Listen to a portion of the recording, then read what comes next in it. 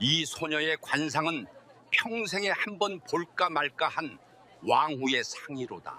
정적의 거물들이 앞다투어 찾는다는 전설의 관상가 노인철. 그가 시장 골목 구석에서 노숙하는 한 소녀를 보고는 경악하며 입을 틀어막았습니다. 그리고는 손을 벌벌 떨며 어딘가로 전화를 걸었죠. 얼마 후 20대의 벤츠가 시장 골목에 들이닥쳤습니다. 도대체 어떤 일이 있었던 걸까요? 사연 시작 전 구독과 좋아요를 눌러주시고 어디서 듣고 계신지 댓글 남겨주시면 그곳으로 행운이 가득 깃들기를 바라겠습니다.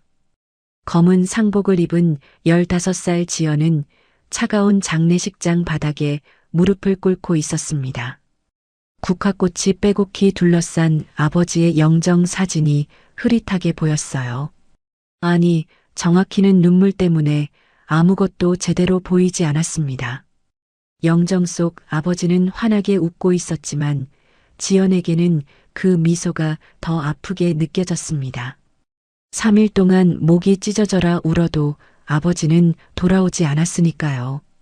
손끝이 차가워질 때까지 영정을 쓰다듬었지만 따뜻했던 아버지의 손은 더 이상 느낄 수 없었습니다. 아이고, 아이고. 동생아, 어떻게 이렇게 먼저 가니? 지연이는 어떡하고. 갑자기 뒤에서 고모 박미숙의 통곡 소리가 터져 나왔습니다. 조문객들이 들어오자마자 시작된 연극이었죠. 박미숙은 지연을 번쩍 들어 올려 품에 꽉 껴안았습니다. 우리 지연이가 이렇게 어린데 이 불쌍한 것을 어떻게. 고모가 있잖아, 고모가. 내가 친엄마처럼 키워줄게. 걱정하지 마. 검은 상복 위로 뜨거운 눈물이 떨어졌습니다. 아니, 눈물인지 연기인지 알 수 없는 액체가 지연의 어깨를 적셨죠. 고모의 품에서는 진한 향수 냄새가 났습니다. 장례식장에 오면서 뿌린 모양이었어요. 저 고모가 진짜 천사네. 남의 아이를 저렇게 품다니. 맞아요. 요즘 세상에 저런 사람이 어디 있어요?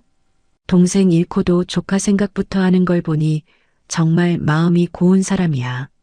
조문객들이 수군거리며 돌아섰습니다.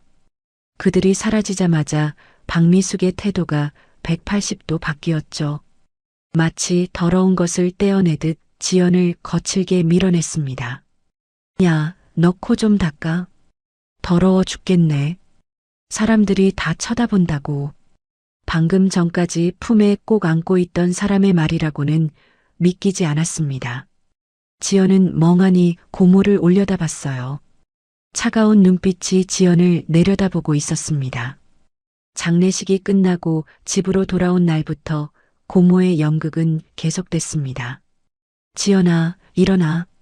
고모가 아침 차려놨어. 매일 아침 7시 박미숙은 따뜻한 밥상을 차려놓고 지연을 깨웠습니다. 미역국에 계란말이, 김치까지.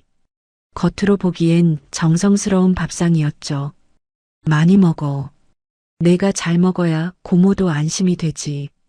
하지만 지연이 학교에 가고 나면 박미숙은 본색을 드러냈습니다. 거실 소파에 늘어지게 앉아 휴대전화를 붙잡고 살았죠. 여보세요? 거기 건설사 보상팀이죠? 아니, 사망 합의금이 언제 나온다고요? 뭐라고요? 아직도 서류 검토 중이라고요? 목소리가 점점 높아졌습니다. 아니, 사람이 죽었는데 서류가 뭐가 그렇게 복잡해요?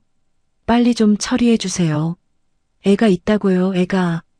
전화를 끊자마자 다시 다른 번호를 눌렀습니다. 이번엔 보험사였죠. 산재 보상금 확인하려고 전화했는데요. 3억이라고요? 정확히 언제 입금되는 거예요? 20일 뒤라고요? 날짜 확실한 거죠? 박미숙은 달력을 노려봤습니다. 거실벽에 걸린 커다란 달력. 거기엔 빨간색 매직으로 동그라미가 크게 그려져 있었죠. 매일 밤 그 날짜를 세어가며 잠이 들었습니다. 지연이 학교에서 돌아오면 다시 연기가 시작됐습니다.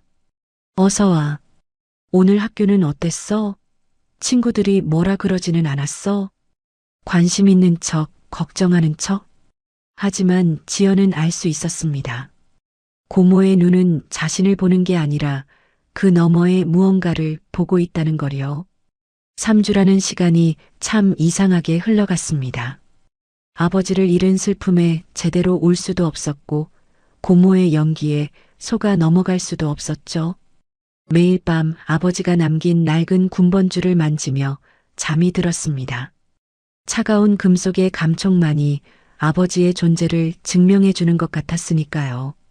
그리고 드디어 그날이 왔습니다. 3주가 지난 오후 2시, 박미숙은 부엌에서 그릇을 닦고 있었습니다. 평소와 다를 게 없는 오후였죠. 지연은 늦은 점심을 먹고 있었고 밖에선 가을비가 추적추적 내리고 있었습니다. 지잉, 주머니 속 휴대전화가 짧게 울렸습니다. 박미숙의 손이 멈췄죠. 젖은 손을 앞치마에 급하게 닦고는 전화를 꺼냈습니다. 문자 메시지 하나. 화면에 뜬 글자를 본 순간 박미숙의 눈이 번쩍 뜨였습니다. 건설사 합의금 및 산재보상금 3억 원 입금. 3억? 숫자를 다시 한번 확인했습니다. 0이 8개. 틀림없었죠. 박미숙의 입꼬리가 실룩 올라갔습니다. 눈동자가 욕망으로 번들거렸죠. 그리고는 성큼성큼 지연에게로 걸어갔습니다. 발소리가 평소보다 훨씬 거칠었죠. 아! 지연이 놀란 눈으로 고개를 들었습니다. 입에 밥을 물고 있던 모습이 너무나 어려 보였죠. 하지만 박미숙의 눈엔 그저 거추장스러운 짐덩어리로만 보였습니다. 탁! 박미숙은 거침없이 지연의 손에서 숟가락을 빼앗았습니다. 고모, 왜 그래요? 밥 먹고 있는데. 대답 대신 박미숙은 식탁 위에 그릇들을 하나씩 들어 올렸습니다. 김치 그릇, 나물 접시, 국그릇까지 모두 싱크대에 거칠게 쏟아부었죠. 철벅, 철벅. 음식물이 떨어지는 소리가 부엌에 울렸습니다. 지연은 믿을 수 없다는 표정으로 고모를 바라봤죠. 더러운 연극은 이제 끝이야. 무슨 소리예요? 박미숙이 식탁을 쾅 내리쳤습니다. 돈 들어왔으니까. 내 애비 죽고 나온 돈 말이야. 3억? 지연의 얼굴이 하얗게 질렸습니다. 그게 무슨... 닥쳐. 박미숙은 지연의 머리채를 움켜잡았습니다. 그리고는 억지로 일으켜 세웠죠. 지연이 아파서 신음을 흘렸지만 아랑곳하지 않았습니다. 들어봐. 그 돈은 이제 내 거야. 내가 동생 장례도 치렀고 너도 3주나 먹이고 재워줬잖아. 그러니까 당연히 내가 받아야지. 그건 아빠가 나한테. 미성년자가 뭘 안다고 짓거려. 앞으로 내 보호자는 나라고. 알겠어? 지연은 고모의 소나기에서 벗어나려 발버둥 쳤습니다. 하지만 어른의 힘을 당해낼 수 없었죠. 이제 짐 싸서 당장 나가. 돈도 받았으니 너 같은 거 먹여 살릴 이유가 없어졌거든. 고모, 제발요. 저 갈 데가 없어요. 박미숙은 지연을 질질 끌고 현관으로 향했습니다. 지연이 문지방을 붙잡고 버텼지만 소용없었죠. 나 안 놓으면 경찰 부른다. 끽. 문이 열리자 11월의 차가운 바람이 들이닥쳤습니다. 밖엔 여전히 가을비가 내리고 있었죠. 나가. 박미숙이 지연을 밖으로 밀어냈습니다. 지연이 비틀거리며 계단을 내려갔죠. 무릎이 시멘트 바닥에 쓸렸지만 아픈 줄도 몰랐습니다. 고모, 고모. 그때 박미숙이 집 안으로 들어가더니 뭔가를 들고 나왔습니다. 부엌에 있던 굵은 소금 봉지였죠. 더러운 것.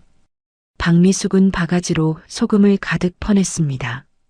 그리고는 지연을 향해 사정없이 뿌렸죠. 착. 하얀 소금 알갱이들이 빗속에서 지연의 온몸에 떨어졌습니다. 머리카락에도 얼굴에도 교복에도 마치 부정한 것을 쫓아내는 의식처럼 잔인하게 뿌려졌죠. 다시는 얼씬도 하지 마. 오면 경찰에 신고해서 고아원에 쳐넣어 버릴 거야. 알았어? 쾅! 철제 대문이 닫히는 소리가 골목에 크게 울렸습니다. 지연은 그 자리에 무너져 내렸습니다. 차가운 빗물과 소금이 뒤섞여 얼굴을 타고 흘러내렸죠. 손으로 닦아내려 했지만 닦을수록 더 많이 묻어나는 것 같았습니다. 떨리는 손으로 주머니를 더듬었습니다. 아버지가 남긴 낡은 군번줄이 손에 잡혔죠. 비에 젖어 더욱 차가워진 금속을 꽉 움켜쥐었습니다. 아빠, 목소리가 떨렸습니다. 빗속에서 홀로 남겨진 15살 소녀. 아버지를 잃고 3주 만에 집마저 잃어버린 아이. 교복은 이미 빗물에 흠뻑 젖어 있었고 11월에 찬 바람이 뼛속까지 파고들었습니다. 하지만 가장 아픈 건 추위가 아니었죠. 유일한 혈육이라고 믿었던 사람에게 버림받았다는 사실이 가슴을 찢어놓는 것 같았습니다. 지연은 비를 맞으며 천천히 일어섰습니다. 갈 곳이 없었죠. 골목을 나와 큰 길로 향했습니다. 사람들이 우산을 쓰고 지나갔지만 아무도 비에 젖은 소녀를 신경 쓰지 않았죠. 그렇게 지연의 거리 생활이 시작되었습니다. 거리로 내쫓긴 지연은 비에 젖은 채 정처 없이 걸었습니다. 오후 3시가 넘어가고 있었죠. 가을비는 멈췄지만 옷은 여전히 축축했고 11월의 찬바람이 뼛속까지 파고들었습니다. 큰 길을 걷다가 24시간 편의점이 눈에 들어왔습니다. 유리문에 붙은 전단지가 보였죠. 24시간이라면 지연의 몸을 녹일 수 있을 것 같았어요. 아르바이트 모집, 야간 근무 가능자 우대. 지연은 망설이다가 문을 밀고 들어갔습니다. 따뜻한 공기가 얼어붙은 몸을 감쌌죠. 카운터에는 중년의 남자가 앉아 있었습니다. 저기요. 점주가 고개를 들어 지연을 위아래로 훑어봤습니다. 비에 젖은 교복, 부스스한 머리, 창백한 얼굴. 한눈에 봐도 평범한 학생은 아니었죠. 뭐야 학생? 뭐 살 거 있어? 아르바이트 하고 싶어요. 점주의 표정이 싸늘해졌습니다. 몇 살이야? 15이요. 아니, 16이요. 거짓말이 서툴렀습니다. 점주가 콧방귀를 뀌었죠. 신분증 봐야겠는데? 지연이 떨리는 손으로 주머니에서 학생증을 꺼냈습니다. 점주는 그걸 받아들고 한참을 들여다봤죠. 15이네. 학생, 부모님 동의서 있어? 그게 없으면 안 돼. 미성년자 고용은 부모 동의서가 필수야. 그것도 없이 애들 썼다가는 나만 손해지. 점주는 학생증을 돌려주며 손을 내저었습니다. 다른 데 알아봐. 여긴 안 돼. 지연은 간절한 눈빛으로 매달렸습니다. 제발이요. 뭐든지 열심히 할게요. 청소도 하고 물건 정리도. 말 안 들려? 나가. 편의점을 나온 지연은 포기하지 않았습니다. 골목을 돌다가 할머니네 국밥집이라는 간판을 발견했죠. 문틈으로 뜨거운 김이 새어나왔습니다. 배에서 꼬르륵 소리가 났지만 지연은 일자리를 구하는 게 먼저였습니다. 안녕하세요. 주방에서 국을 끓이던 할머니가 고개를 돌렸습니다. 어머, 학생이 이 시간에 왜? 일 좀 하고 싶어서요. 설거지라도 할 수 있어요. 할머니의 표정이 난감해졌습니다. 학생 몇 살이야? 15이요. 할머니가 혀를 찼습니다. 아이고, 그럼 안 되지. 미성년자 썼다가 신고 들어가면 영업정지야. 우리 같은 작은 가게는 그럼 끝이라고. 할머니, 제발이요. 진짜 열심히 할게요. 안 돼. 당장 나가. 할머니의 목소리가 날카로워졌습니다. 마치 고모가 소금을 뿌리듯 쫓아내는 것 같았죠. 해가 기울고 있었습니다. 오후 5시. 지연은 이곳저곳을 돌아다녔지만 어디서도 받아주지 않았습니다. 날이 점점 어두워졌습니다. 기온도 떨어지기 시작했죠. 저녁 7시쯤 지연은 찜질방 앞에 섰습니다. 24시간 영업. 입장료 12,000원이라는 간판이 보였죠. 떨리는 손으로 주머니를 뒤적였습니다. 구겨진 1,000원짜리 5장과 동전 몇 개. 전부 합쳐도 6,000원이 채 되지 않았습니다. 아버지가 마지막으로 준 용돈이었죠. 긴 한숨이 새어나왔습니다. 따뜻한 곳에서 하룻밤만이라도 자고 싶었지만 돈이 부족했죠. 지하철역으로 발걸음을 돌렸습니다. 적어도 거기는 따뜻했으니까요. 역 안으로 들어가자 사람들로 북적였습니다. 퇴근 시간이었죠. 지연은 사람들 눈을 피해 화장실로 들어갔습니다. 거울 앞에 선 자신의 모습이 처참했습니다. 헝클어진 머리, 더러워진 교복. 이런 모습으로는 어디서도 받아주지 않을 것 같았죠. 배가 고팠습니다. 점심을 먹다가 쫓겨났으니까요. 꼬르륵. 배에서 나는 소리가 화장실에 울렸습니다. 지연은 수돗물을 손으로 떠서 마셨습니다. 한 모금, 두 모금. 배를 채우듯 계속 마셨죠. 물로 배를 채운다는 게 이렇게 서러운 일인 줄 처음 알았습니다. 세면대에 손을 짚고 고양이 세수를 했습니다. 그래도 조금은 사람 같아 보였죠. 젖은 머리를 손으로 정리하고 교복주름을 폈습니다. 화장실을 나와 역사 안을 돌아다녔습니다. 따뜻했지만 계속 머물 수는 없었죠. 역무원들이 의심스러운 눈초리로 쳐다봤으니까요. 밤 11시. 막차 시간이 다가왔습니다. 안내방송이 울려 퍼졌습니다. 사람들이 하나둘씩 역을 빠져나갔어요. 지연도 어쩔 수 없이 밖으로 나왔습니다. 이제 갈 곳이 없었습니다. 찜질방도 못 가고 지하철역도 문을 닫았죠. 차가운 밤 공기가 온몸을 휘감았습니다. 발걸음은 자연스럽게 서부 재래시장으로 향했습니다. 낮에 돌아다니면서 받았던 곳이었죠. 시장 안쪽 사람들 눈에 잘 띄지 않는 곳이 있었습니다. 시장 안으로 들어가자 어둠이 짙게 깔려 있었습니다. 가게들은 모두 문을 닫았고 가로등도 몇 개 없었죠. 생선 가게 뒤편으로 돌아갔습니다. 낮에 봐둔 곳이었죠. 지붕이 있어서 비를 피할 수 있었습니다. 스티로폼 박스들이 쌓여 있었습니다. 생선 냄새가 코를 찔렀지만 바람을 막아줄 곳은 여기뿐이었죠. 지연은 박스 사이에 몸을 구겨 넣었습니다. 다리를 쭉 펼 수도 없을 만큼 좁았지만 적어도 바람은 피할 수 있었습니다. 근처에 있던 골판지 조각을 끌어당겨 이불처럼 덮었습니다. 차가웠지만 없는 것보다는 나았죠. 몸을 웅크리고 무릎에 얼굴을 묻었습니다.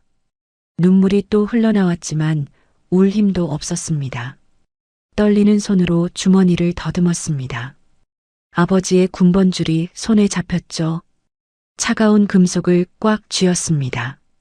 아빠, 너무 추워요. 중얼거리는 목소리가 어둠 속으로 흩어졌습니다. 온몸을 잔뜩 움츠린 채 눈을 감았습니다. 잠이 올 리 없었지만 그래도 시간이 빨리 가기를 바랐죠. 밤은 길고 길었습니다. 추위와 공포, 배고픔과 싸우며 뜬 눈으로 밤을 지새웠죠. 새벽 5시쯤 시장에 첫 움직임이 시작됐습니다. 생선 트럭이 들어오는 소리, 상인들의 목소리가 들려왔어요.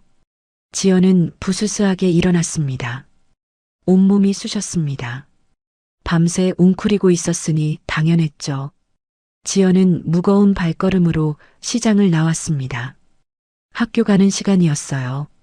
습관적으로 학교 쪽으로 발걸음을 옮겼습니다. 아침 햇살이 거리를 비추기 시작했어요. 등교하는 학생들이 하나둘씩 보이기 시작했죠. 깨끗한 교복, 가방을 메고 씩씩하게 걸어가는 모습들. 지연도 저런 모습이었습니다. 불과 어제까지만 해도요. 학교가 가까워질수록 발걸음이 무거워졌습니다. 그래도 가야 했죠. 선생님께 도움을 청할 수도 있고 보건실에서 잠시 쉴 수도 있을 테니까요. 하지만 교문 100m 앞에서 멈춰 설 수밖에 없었습니다. 아, 오늘 급식 뭐냐? 몰라. 근데 어제 그 영어 숙제했어? 당연하지. 너는? 깨끗한 교복을 입은 친구들이 팔짱을 끼고 웃으며 지나갔습니다. 평범한 아침 풍경이었죠. 지연은 자신을 돌아봤습니다. 구겨진 교복, 헝클어진 머리, 그리고 생선 냄새. 밤새 생선 박스 사이에서 잔 탓에 온몸에서 비릿한 냄새가 났습니다. 이런 모습으로 교실에 들어갈 수는 없었어요. 저기 지연이 아니야? 누군가의 목소리에 지연은 화들짝 놀라 전봇대 뒤로 몸을 숨겼습니다. 날 보면 뭐라고 할까? 왜 이런 꼴이냐고 물어보겠지. 아버지가 돌아가셨다고, 고모가 돈 빼앗고 쫓아냈다고 말해야 할까? 아니었습니다. 그런 말을 하고 싶지 않았죠. 동정받고 싶지도 않았고 무엇보다 이런 처참한 모습을 보이고 싶지 않았습니다. 15살의 자존심. 어리다고 해서 자존심이 없는 건 아니었습니다. 선생님께 도움을 청하고 싶은 마음이 굴뚝 같았지만 발걸음이 떨어지지 않았습니다. 지연아, 서지연. 친구의 목소리가 가까워졌습니다. 지연은 더 이상 망설일 수 없었죠. 눈물을 머금고 돌아섰습니다. 학교와 반대 방향으로, 다시 서부 재래시장으로 뛰었습니다. 친구들에게 들킬까봐, 이 모습을 보일까봐. 숨이 턱까지 차올랐지만 멈추지 않았습니다. 눈물이 뺨을 타고 흘렀지만 닦을 겨를도 없었죠. 지연은 힘없이 주저앉았습니다. 학교도 갈 수 없고 일자리도 구할 수 없고 따뜻한 곳에서 잘 수도 없는 신세. 정말로 혼자가 된 것 같았습니다. 아빠, 어떻게 해야 해요? 군번줄을 꺼내 들여다봤습니다. 달아서 희미해진 서동혁이라는 글자가 보였죠. 아버지가 살아계셨다면 이런 일은 없었을 텐데. 온갖 생각이 머릿속을 채웠습니다. 원망도, 그리움도, 슬픔도 뒤섞여 가슴을 짓눌렀죠. 그렇게 지연의 두 번째 날이 시작되고 있었습니다. 지연은 알지 못했습니다. 이 시장에서의 이 하루가 그녀의 인생을 완전히 뒤집어 놓을 날이 될 줄은. 등교를 포기하고 터덜터덜 시장으로 돌아온 지연은 제자리에 털썩 주저앉았어요. 상인들의 활기찬 목소리가 여기저기서 들려왔죠. 북적이는 손님들, 물건을 나르느라 분주한 상인들. 그 활기찬 풍경 속에서 교복을 입은 채 웅크리고 있는 지연의 모습은 너무나 어울리지 않았어요. 지연은 사람들의 시선이 두려워 다시 구석진 곳으로 기어들어갔습니다. 어젯밤을 보냈던 그 스티로폼 박스 뒤였죠. 나는 지금 뭘 하고 있는 거지? 무릎을 끌어안고 앉아 있으니 온갖 생각이 밀려왔어요. 정말 막막하기만 했습니다. 바로 그때였어요. 탁, 탁, 탁. 규칙적인 지팡이 소리가 가까이서 들려왔습니다. 아침부터 장사가 잘 되는구먼. 낮은 목소리의 주인은 이른이 넘어 보이는 노인이었어요. 깔끔한 차림에 지팡이를 짚고 천천히 시장통을 걷고 있었죠. 바로 전설의 관상가 노인철이었습니다. 정적의 거물들이 앞다투어 찾는다는 그 유명한 관상가. 시장 사람들 사이에서는 신의 눈을 가진 노인이라고 불릴 정도였어요. 노 선생님, 오늘도 일찍 나오셨네요? 생선 가게 주인이 인사를 건넸습니다. 그럼, 이른 아침이 제일 좋지. 사람 관상도 아침 햇살에 봐야 제대로 보이는 법이야. 노인철이 대답하며 천천히 걸음을 옮겼어요. 생선 가게 앞을 지나던 순간이었습니다.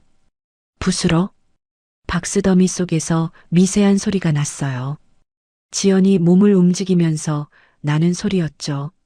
노인철의 발걸음이 딱 멈췄습니다.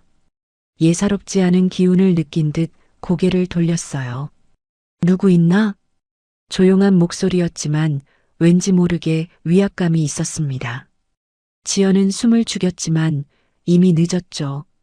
노인철이 지팡이로 박스를 살짝 밀어내자 웅크리고 있던 지연의 모습이 드러났습니다. 아이고. 노인철의 입에서 탄식이 흘러나왔어요. 더러운 교복을 입고 박스 사이에 숨어 있는 소녀. 누가 봐도 가출 청소년이거나 노숙자였죠. 하지만 노인철의 눈에는 다른 것이 보였습니다. 이런. 노인철은 안경을 벗었다가 다시 쓰고 또 벗었다가 다시 썼어요. 마치 자신의 눈을 믿을 수 없다는 듯이요. 지연의 얼굴을 유심히 뜯어보더니 미간이 점점 찌푸려졌습니다. 어떻게 이런 일이. 허름한 행색과는 달리 지연의 이마는 맑고 깨끗했어요. 눈매는 단정하면서도 기품이 있었고 콧대는 곱고 입술은 단정했죠. 무엇보다 그 눈빛. 고생에 찌들어 있으면서도 맑고 고든 기운이 서려 있었죠. 하늘이 내린 왕후의 상이야. 노인철의 입에서 저절로 감탄이 터져 나왔습니다. 왕후의 상? 그것은 극히 드문 관상이었어요. 평생 관상을 봐온 노인철도 손에 꼽을 정도로만 본 큰 그릇의 얼굴이었죠. 그런데 왜 이런 곳에? 노인철은 다시 한번 지연의 얼굴을 자세히 들여다봤습니다. 그 순간 그의 눈이 크게 떠졌어요. 이 눈빛은 분명 어디선가 본 적이 있는 눈빛이었습니다. 설마. 노인철은 지연의 눈동자를 뚫어지게 바라봤어요. 맑고 고든 눈빛, 어려움 속에서도 꺾이지 않는 강인함. 그 눈빛은 노인철이 평생 잊지 못한 한 사람을 떠올리게 했습니다. 한재욱 회장이 그토록 찾고 있는 생명의 은인 서동혁의 눈빛과 판박이었어요. 혹시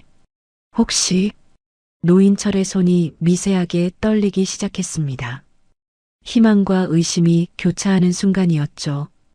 회장님이 찾는 그 사람일 수도. 노인철은 떨리는 손으로 주머니를 더듬었어요. 낡은 휴대전화를 꺼내 들었죠. 하지만 전화를 걸기 전에 다시 한번 지연을 바라봤습니다. 섣부른 판단으로 회장님의 마음을 또 흔들 수는 없었으니까요. 그런데 그때 아침 햇살이 시장 안으로 비스듬히 들어왔어요. 그 빛이 지연의 얼굴을 비추자 어머나. 노인철이 깜짝 놀라 뒷걸음질을 쳤습니다. 햇빛을 받은 지연의 모습은 완전히 달라 보였어요. 먼지와 때에 가려져 있던 진짜 모습이 드러난 것이죠. 고귀한 이마선, 단아한 콧날, 고든 입술선. 그리고 무엇보다 그 눈빛. 이건 틀림없어. 노인철은 더 이상 망설이지 않았어요. 손을 덜덜 떨며 휴대전화로 세연그룹 회장실로 전화를 걸었죠. 뚝. 신호음이 길게 이어졌습니다. 그 시각 세연그룹 회장실. 한재욱 회장은 커다란 집무실 창가에 서 있었어요. 서울의 스카이라인이 한눈에 보이는 곳이었죠. 회장님, 노인철 선생님 전화입니다. 비서가 조심스럽게 말했습니다. 한재욱은 책상 위에 놓인 전화기를 바라보다 한숨을 쉬며 수화기를 들었습니다. 노 선생, 회장님. 수화기 너머로 노인철의 흥분된 목소리가 터져 나왔어요. 시장에서 봤습니다. 서동혁 씨와 눈빛이 판박이인 아이를요. 한재욱의 표정이 굳어졌습니다. 또 그런 소리. 아닙니다. 이번엔 정말입니다. 제가 평생 관상을 봐왔지만 이런 눈빛은 서동혁 씨 말고는 본 적이 없어요. 노인철의 목소리에는 확신이 가득했습니다. 평소의 침착한 모습과는 완전히 달랐죠. 한재욱은 쥐고 있던 펜을 내려놓았어요. 그리고 책상 한켠에 놓인 낡은 사진 액자로 시선을 돌렸습니다. 젊은 시절의 자신과 서동혁이 군복을 입고 찍은 사진이었죠. 노 선생, 한재욱의 목소리가 낮아졌습니다. 지난 30년 동안 선생이 동혁이와 닮았다고 한 사람이 몇 명인지 아시오? 27명이요. 27번의 희망과 27번의 실망. 이제 그만 좀 해주시오. 한재욱의 목소리에는 지친 기색이 역력했어요. 하지만 노인철은 물러서지 않았습니다. 회장님, 이번엔 다릅니다. 그 아이는 왕후의 상을 타고났어요. 15살쯤 되어 보이는데. 왕후의 상? 한재욱의 눈빛이 흔들렸습니다. 노인철이 왕후의 상을 언급한 것은 평생 단 3번뿐이었어요. 그중 2명은 지금 대한민국을 움직이는 거물이 되어 있었죠. 그런 아이가 왜 시장 바닥에 있다는 거요? 그리고 여자아이라니 동혁이와는 더 상관없는 거 아니오? 한재욱이 피로한 목소리로 물었습니다. 30년 동안 서동혁을 닮은 남자들만 찾아다녔으니 여자아이라는 말에 더욱 실망감이 커졌죠. 그게 아닙니다, 회장님. 노인철의 목소리가 진지해졌어요. 관상에는 부모궁이라는 게 있습니다. 부모의 기운이 자식에게 그대로 전해지는 것을 보는 법이죠. 무슨 말이오? 이 아이의 눈매와 골격. 이건 남남끼리 우연히 닮을 수 있는 수준이 아닙니다. 마치 거푸집으로 찍어낸 듯 핏줄이 아니고서는 불가능한 유전의 힘이 느껴집니다. 노인철의 목소리가 떨렸습니다.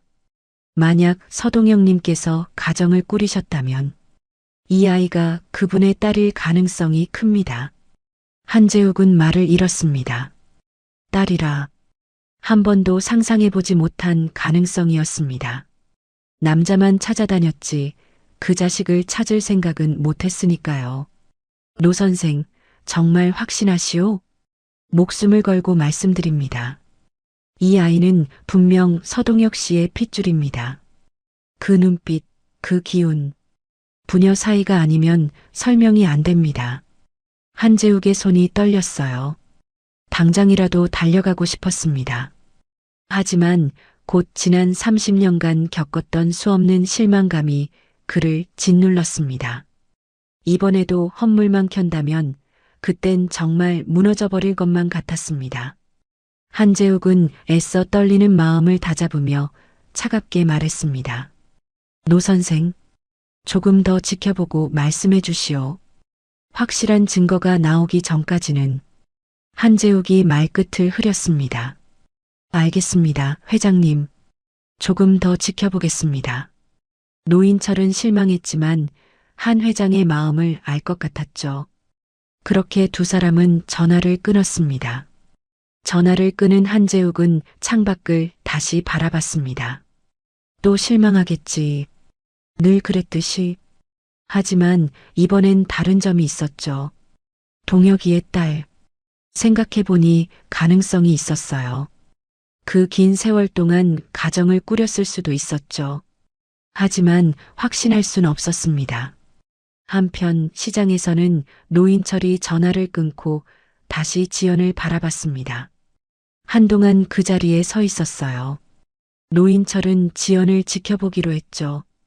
그리곤 조심스럽게 몇 걸음 뒤로 물러나 전봇대 뒤에 숨었습니다. 저 아이가 정말 서동혁 씨의 딸임이 틀림없어. 시장은 점점 붐비기 시작했습니다. 시간이 지날수록 추위가 더 심해졌습니다. 11월 중순의 아침 공기는 뼛속까지 시렸죠. 지연은 추위를 이기려는 듯 얇은 교복 옷깃을 목까지 끌어올렸어요. 바로 그 순간이었습니다. 번쩍. 갑자기 무언가가 햇빛에 반사되어 빛났어요. 노인철의 눈이 휘둥그레졌습니다. 지연이 옷깃을 당기면서 목에 걸고 있던 무언가가 밖으로 나온 것이었죠. 은색 군번줄이었습니다.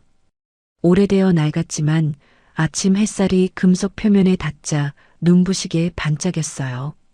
저건 노인철의 가슴이 쿵쾅거리기 시작했습니다. 군번줄. 그것도 30년은 됐을 법한 구식 군번줄이었어요. 요즘 젊은 사람들은 잘 모르는 아주 오래된 형태였죠. 설마, 정말로. 노인철은 더 이상 참을 수 없었습니다. 마치 홀린 듯 전봇대 뒤에서 나와 성큼성큼 지연에게 다가갔어요. 지팡이 소리가 점점 가까워졌습니다. 지연이 인기척을 느끼고 고개를 들었어요. 그리고는 화들짝 놀라며 급히 근처에 있던 골판지 조각을 집어들었습니다. 마치 방패처럼 앞에 세웠죠. 저리 가세요. 저한테 올 거 없어요. 떨리는 목소리였습니다. 밤새 온갖 무서운 일을 겪은 탓에 사람이 다가오는 것조차 두려웠던 거예요. 노인철은 천천히 두 손을 들어 보였습니다. 학생, 진정해. 나는 해치려는 게 아니야. 믿을 수 없어요. 다들 처음엔 그렇게 말하죠. 지연은 더욱 몸을 움츠렸어요. 노인철은 최대한 부드러운 목소리로 말했습니다. 나는 그냥 그 목에 걸린 것이 궁금해서 그래. 이게요? 지연이 반사적으로 군번줄을 만졌습니다. 그래, 그거. 혹시 그거 한번 볼 수 있을까? 노인철의 손이 미세하게 떨렸어요. 목소리도 떨렸죠. 지연은 의심스러운 눈초리로 노인을 바라봤습니다. 하지만 노인의 눈빛에는 악의가 없었어요. 오히려 간절함이 가득했죠. 이건 아빠 거예요. 못 드려요. 아, 아버님 거구나. 그럼 잠깐만 보여줄 수는 있겠어? 가져가지 않을게. 약속해. 노인철이 떨리는 손으로 가슴에 손을 얹었습니다. 진심을 보이려는 몸짓이었죠. 지연은 한참을 망설였어요. 이 군번줄은 아버지가 남긴 유일한 유품이었습니다. 절대 남에게 보여주고 싶지 않았죠. 하지만 노인의 눈빛이 너무나 간절했어요. 정말 잠깐만이에요. 지연이 조심스럽게 군번줄을 목에서 빼서 내밀었습니다. 하지만 손은 여전히 꽉 쥐고 있었죠. 혹시라도 빼앗길까 봐서였어요. 노인철은 주머니에서 돋보기 안경을 꺼냈습니다. 그리고는 떨리는 손으로 안경을 코에 걸쳤죠. 군번줄을 자세히 들여다봤습니다. 오래되어 많이 닳았지만 각인된 글자는 여전히 읽을 수 있었어요. 서, 동, 혁. 세 글자가 선명하게 보였습니다. 어머나. 노인철의 입에서 신음이 새어나왔어요. 다리에 힘이 풀렸습니다. 그대로 그 자리에 털썩 주저앉았죠. 할아버지, 괜찮으세요? 지연이 놀라서 노인철을 부축하려 했습니다.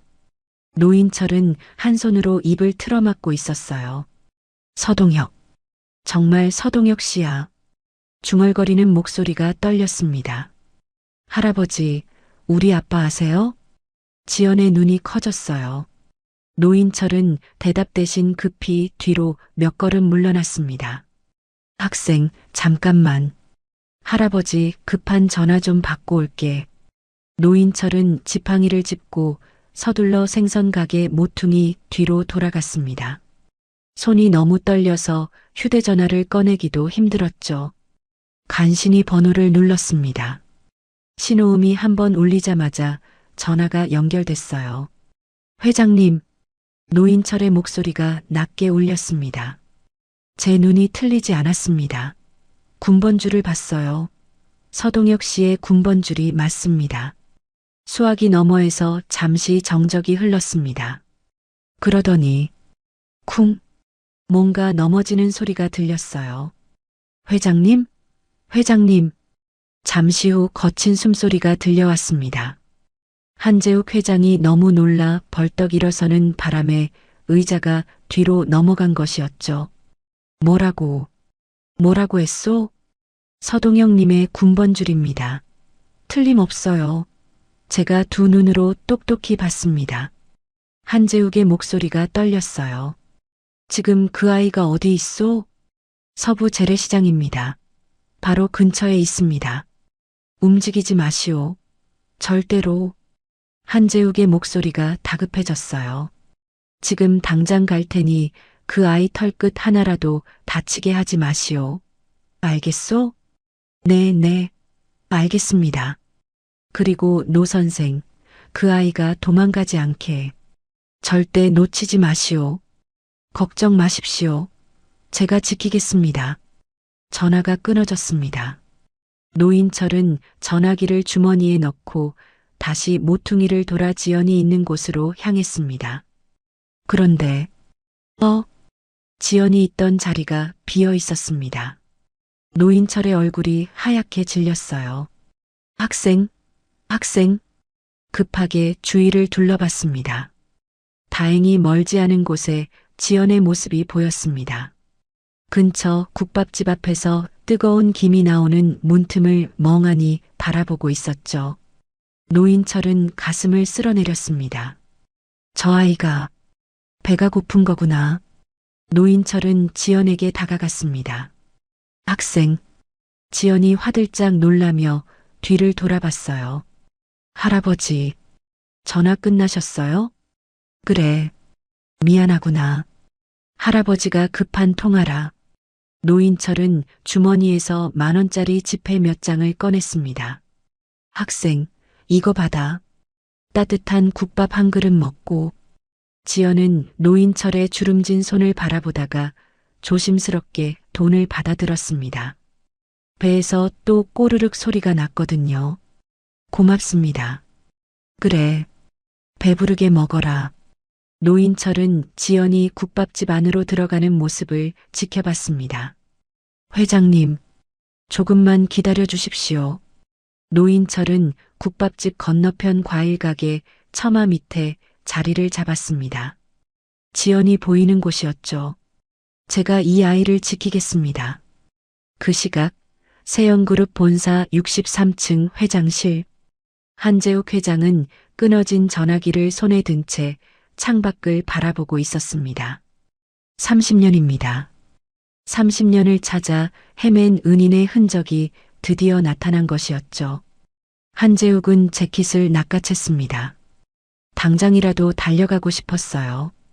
하지만 문고리를 잡는 순간 발걸음이 멈췄습니다. 뭔가 이상했습니다.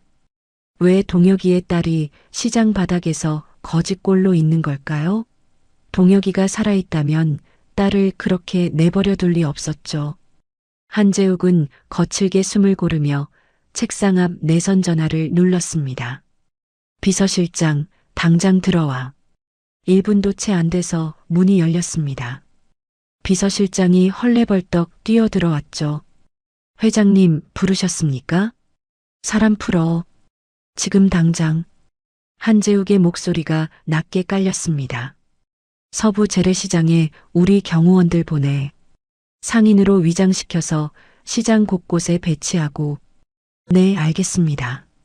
15살 여자아이 하나 있어. 그 아이 주변을 24시간 감시해. 머리카락 하나라도 다치면 안 돼.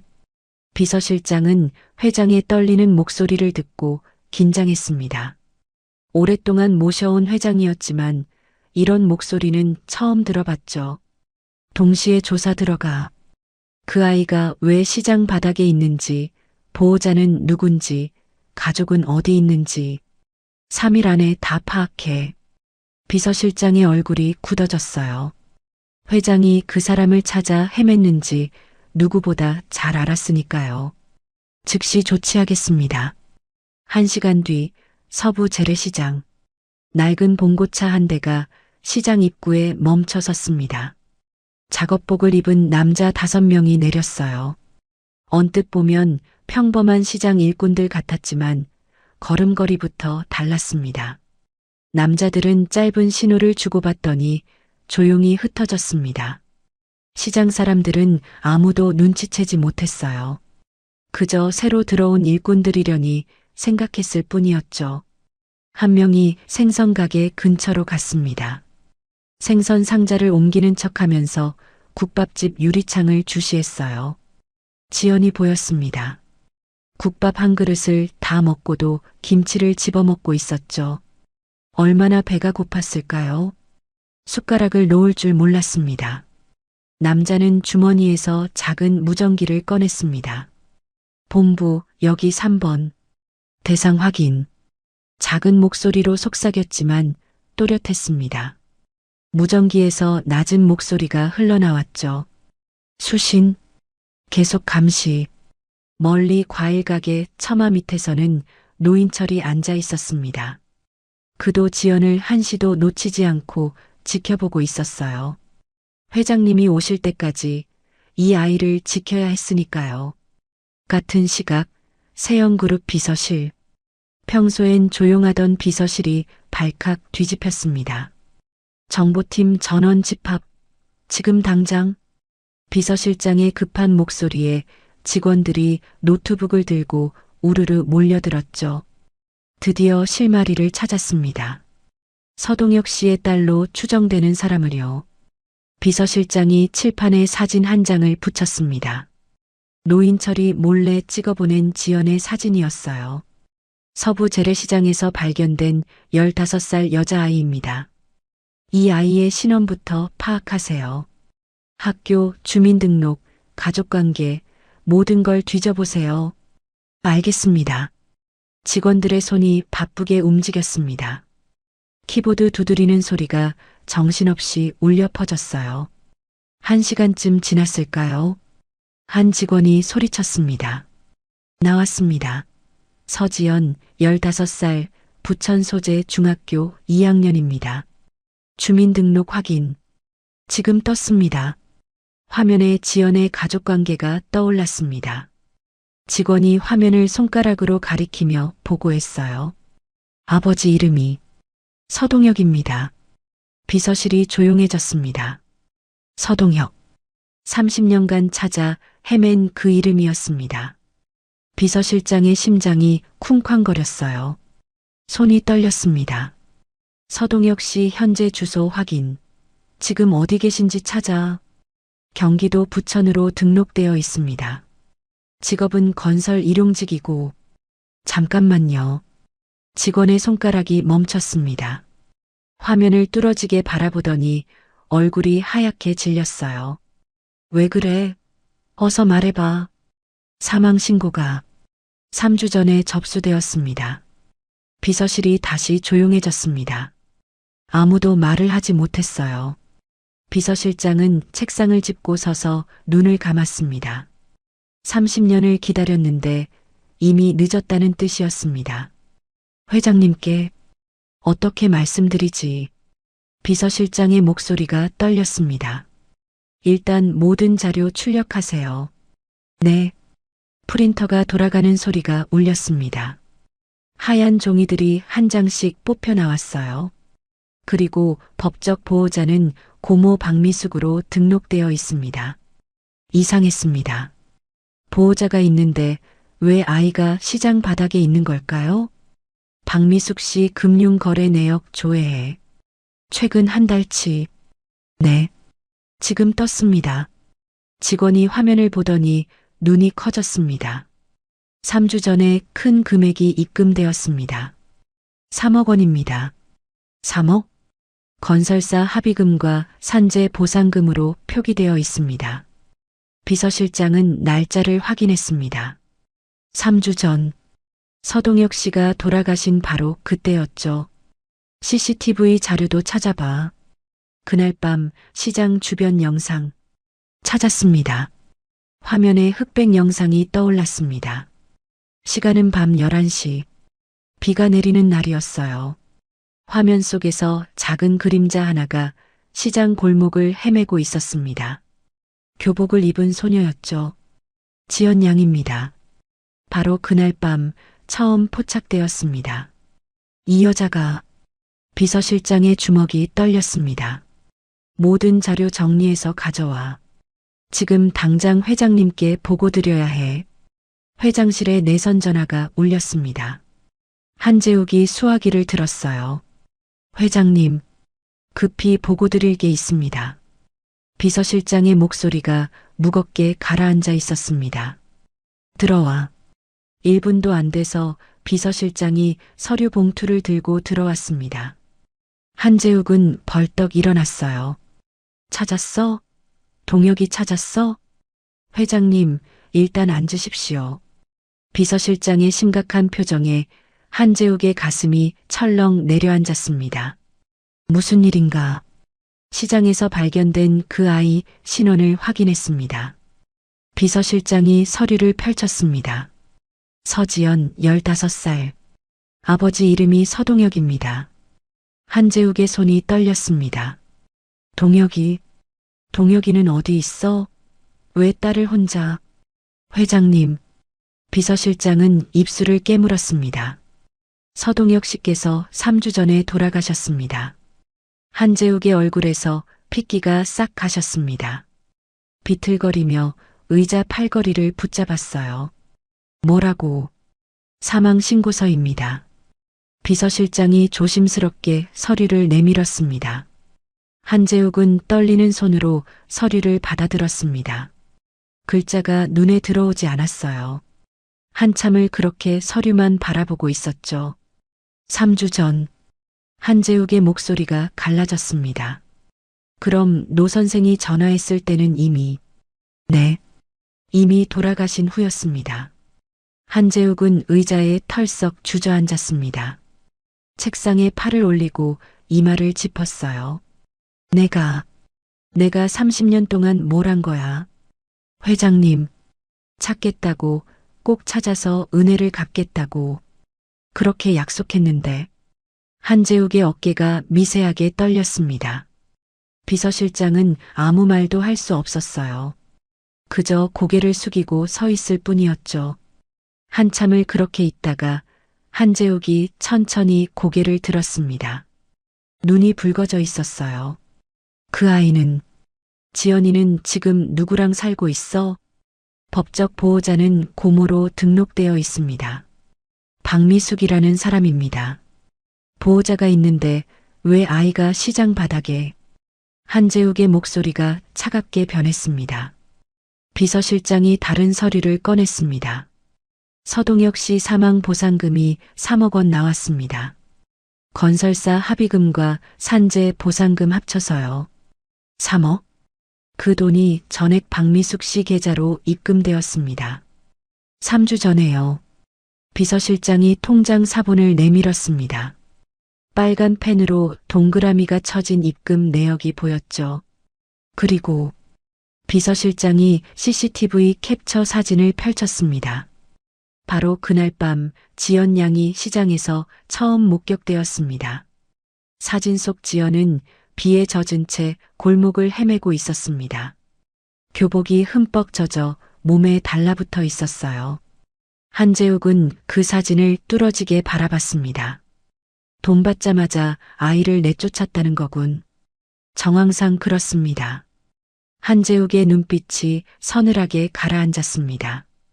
박미숙이란 여자 3일 동안 철저히 조사해. 동선, 금융거래, 통화내역, 1초 단위까지 파악하라고. 알겠습니다. 그리고 지연이 주변에 사람 더 붙여. 밥은 먹고 있어? 추운데 잘 곳은? 한재욱의 목소리에 다급함이 묻어났습니다. 지금 확인해서 바로 조치하겠습니다. 비서실장이 급히 나갔습니다. 한재욱은 창가로 걸어갔습니다. 주먹을 꽉 쥐고 서울 시내를 내려다봤어요. 동혁아, 미안해. 내가 늦었어. 한재욱의 목소리가 떨렸습니다. 하지만 내 딸만큼은 내가 반드시 지킬 거야. 그날 저녁, 시장에는 여전히 위장한 경호원들이 배치되어 있었습니다. 지연은 그 사실을 전혀 모른 채 스티로폼 박스 사이에 몸을 구겨 넣고 있었어요. 추운 바람이 옷깃 사이로 파고들었습니다. 추워. 지연이 몸을 더 움츠렸습니다. 노인철이 준 돈은 이미 다 떨어진 지 오래였어요. 바로 그때였습니다. 지연이 자주 있는 박스 옆에 비닐봉지 하나가 놓여 있었어요. 이게 뭐지? 지연이 조심스럽게 봉지를 열었습니다. 김밥 한 줄과 따뜻한 핫팩이 들어 있었어요. 누가 둔 거지? 주위를 둘러봤지만 아무도 없었습니다. 지연은 감사한 마음으로 김밥을 집어들었어요. 아직 따뜻했습니다. 고맙습니다. 지연이 작은 목소리로 중얼거리며 김밥을 한 입 베어 물었습니다. 눈물이 핑 돌았어요. 며칠 만에 먹는 따뜻한 밥이었죠. 멀리 생선 가게 뒤편에서 작업복을 입은 남자가 그 모습을 지켜보고 있었어요. 무전기를 꺼내 조용히 속삭였습니다. 본부 대상이 식사 중입니다. 세영그룹 회장실에서도 이 소식을 듣고 있었습니다. 회장님, 지연 양에게 김밥을 전달했습니다. 잘 먹고 있습니다. 보고를 받은 한재욱은 안도의 한숨을 내쉬었습니다. 계속 챙겨줘. 하루 세끼 빠짐없이. 그리고 핫팩도 더 챙겨주고. 네, 알겠습니다. 전화를 끄는 한재욱은 책상 위에 놓인 지연의 사진을 바라봤습니다. 비에 젖어 시장 골목을 헤매던 그 작은 뒷모습이 자꾸 눈에 밟혔어요. 조금만 기다려. 아저씨가 곧. 한재욱은 말을 잇지 못했습니다. 30년 늦은 약속이 너무나 무거웠으니까요. 이틀째 되는 날, 지연에게는 다시 김밥과 핫팩이 전달되었습니다. 이번엔 우유 한 팩도 함께였어요. 또 있어. 지연은 여전히 누가 도와주는지 몰랐지만 감사한 마음으로 받아먹었습니다. 세영그룹 정보팀은 밤낮 없이 박미숙의 행적을 추적했습니다. 금융 거래 내역 하나하나가 보고되었어요. 3일째 되는 날 저녁, 비서실장이 두툼한 서류 뭉치를 들고 회장실로 들어왔습니다. 회장님, 3일간의 조사 결과입니다. 한재욱이 고개를 들었습니다. 비서실장의 표정이 심상치 않았습니다. 회장님, 내일 저와 함께 시장에 가십시오.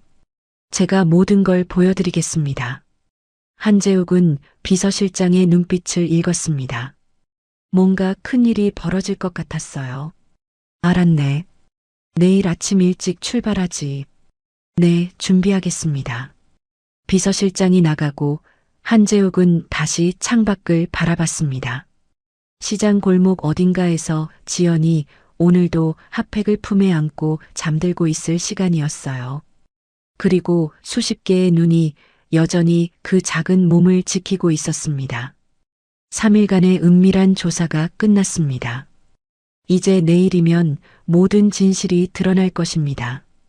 이른 아침 서부 재래시장 입구에 검은색 벤츠 한 대가 조용히 멈춰 섰습니다. 뒷좌석 문이 열리고 한재욱 회장이 내렸어요. 깔끔한 정장 차림이었지만 얼굴엔 피로가 가득했습니다. 3일 동안 제대로 잠을 못 잤거든요. 한재욱은 시장 안쪽을 바라봤습니다. 아침 장사 준비로 분주한 상인들, 물건을 나르는 사람들. 그 어딘가에 동혁이의 딸이 있었어요. 회장님, 이쪽입니다. 비서실장이 앞장섰습니다. 두 사람은 시장 골목을 천천히 걸었습니다. 생선 가게를 지나고 과일 가게를 지나고 국밥집 앞을 지나갔죠. 그리고 한 모퉁이를 돌았을 때였습니다. 저기, 비서실장이 손가락으로 가리켰습니다. 스티로폼 박스 더미 사이 작은 몸 하나가 웅크리고 있었어요. 교복을 입은 소녀였습니다. 한재욱의 발걸음이 멈췄습니다. 지연이었습니다. 더러워진 교복, 헝클어진 머리, 창백한 얼굴. 사진으로 봤을 때보다 훨씬 더 처참한 모습이었어요. 저 아이가... 한재욱의 목소리가 떨렸습니다. 네, 서지연 양입니다. 서동혁 씨의 딸이요. 한재욱은 그 자리에 서서 한참을 지연을 바라봤습니다. 당장 달려가고 싶었지만 발이 떨어지지 않았어요. 동혁이를 지키지 못한 자신이 저 아이 앞에 설 자격이 있을까요? 회장님, 차로 가시죠. 제가 준비한 자료들이 있습니다. 비서실장이 조심스럽게 말했습니다. 한재욱은 고개를 끄덕이고 차로 돌아갔습니다. 하지만 시선은 계속 지연을 향하고 있었죠. 차 안. 비서실장이 두툼한 서류 봉투를 꺼냈습니다. 회장님, 먼저 이걸 보십시오. 첫 번째 서류는 사망사고 경위서였습니다. 한재욱이 서류를 펼쳤어요. 사고 날짜, 장소, 상황이 자세히 적혀 있었습니다. 피해자 서동혁은 건설 현장에서 자재 정리 작업 중 후진하던 덤프트럭을 발견하지 못하고 충돌함. 한재욱은 계속 읽어 내려갔습니다. 목격자 진술에 따르면 트럭 경적이 울렸으나 피해자가 피하지 못함. 사고 당시 피해자의 좌측 하지 운동 능력 저하가 사고 회피를 어렵게 한 것으로 판단됨. 한재욱의 손이 멈췄습니다. 좌측 하지 운동 능력 저하.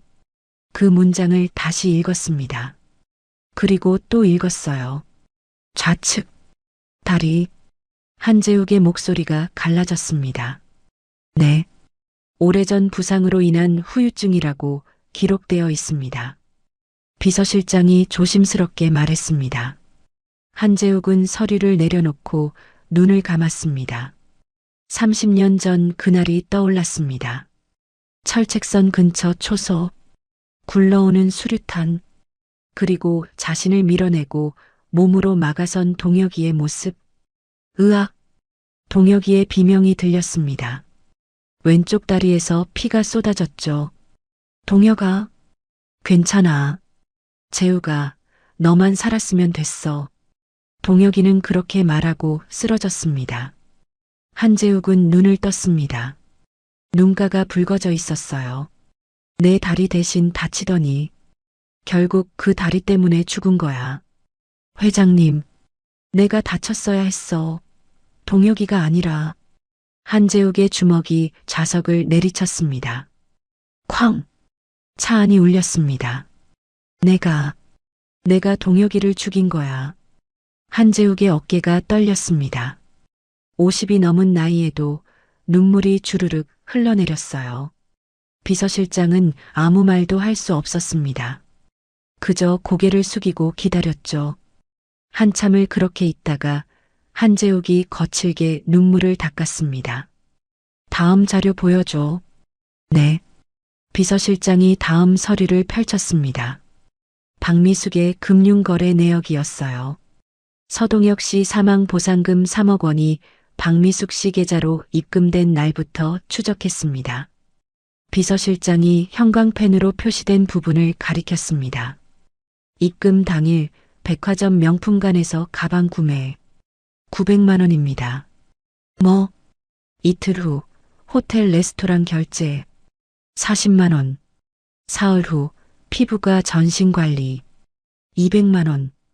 비서실장의 목소리가 점점 낮아졌습니다. 그리고 일주일 전 비서실장이 다른 서류를 꺼냈습니다. 상가 계약서였어요. 시장 한복판에 있는 상가를 계약했습니다. 그 돈이 2억 원입니다. 한재욱은 계약서를 받아들었습니다. 상호명이 눈에 들어왔어요. 미숙인의 반찬. 동혁이 목숨값으로 가게를 차렸다는 거야? 한재욱의 목소리가 차갑게 식었습니다. 네. 그리고 비서실장이 달력을 펼쳤습니다. 내일 날짜에 빨간 펜으로 동그라미가 쳐져 있었어요. 내일 개업식을 합니다. 내일? 네. 화환도 주문했고 떡도 500인분 준비했다고 합니다. 한재욱은 서류를 구겨 쥐었습니다. 내 은인의 목숨값으로 가게를 차린다는 거야? 한재욱의 목소리가 떨렸습니다. 분노였죠. 한재욱은 차 창문 너머로 시장 골목을 바라봤습니다. 멀리 스티로폼 박스 사이에 웅크리고 있는 지연의 야윈등이 보였어요. 주먹을 꽉 쥐었습니다. 동혁이를 지키지 못한 죄책감이 순식간에 명확한 복수로 바뀌었습니다. 내일 모든 스케줄 취소해. 한재욱의 목소리가 차갑게 가라앉았습니다. 법무팀 전원 소집하고 경호팀도 대기시켜. 차량도 준비하고. 알겠습니다. 가장 기쁜 날, 가장 높이 올라갔을 때 한재욱의 눈빛이 얼음처럼 차가워졌습니다. 그 자리에서 모든 걸 드러내는 거야. 비서실장은 고개를 숙였습니다. 회장의 결심을 느낄 수 있었죠. 출발하지. 검은색 세단이 천천히 움직이기 시작했습니다. 한재욱은 창밖의 지연을 마지막으로 한 번 더 바라봤어요. 내일이면 끝이야. 차가 시장을 빠져나가 큰 길로 접어들었습니다.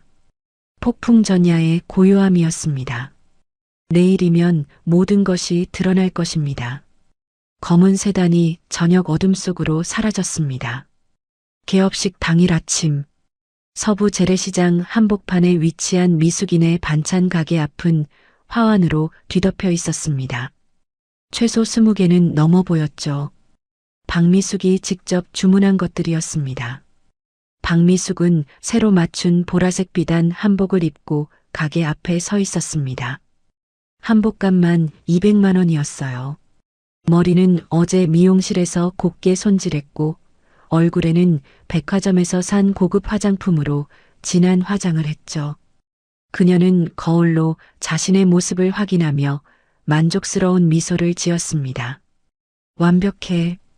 오늘은 내 인생 최고의 날이야.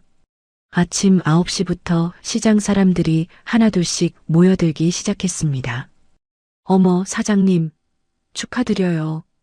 지나가던 시장 아주머니가 인사를 건넸습니다. 아이고, 고맙습니다. 떡 한 조각 드세요. 박미숙은 싱글벙글 웃으며 떡을 건넸어요. 손에는 빨간 봉투에 든 떡이 가득 들려 있었죠. 어머, 이렇게까지 하시고. 장사 대박 나실 거예요. 감사합니다.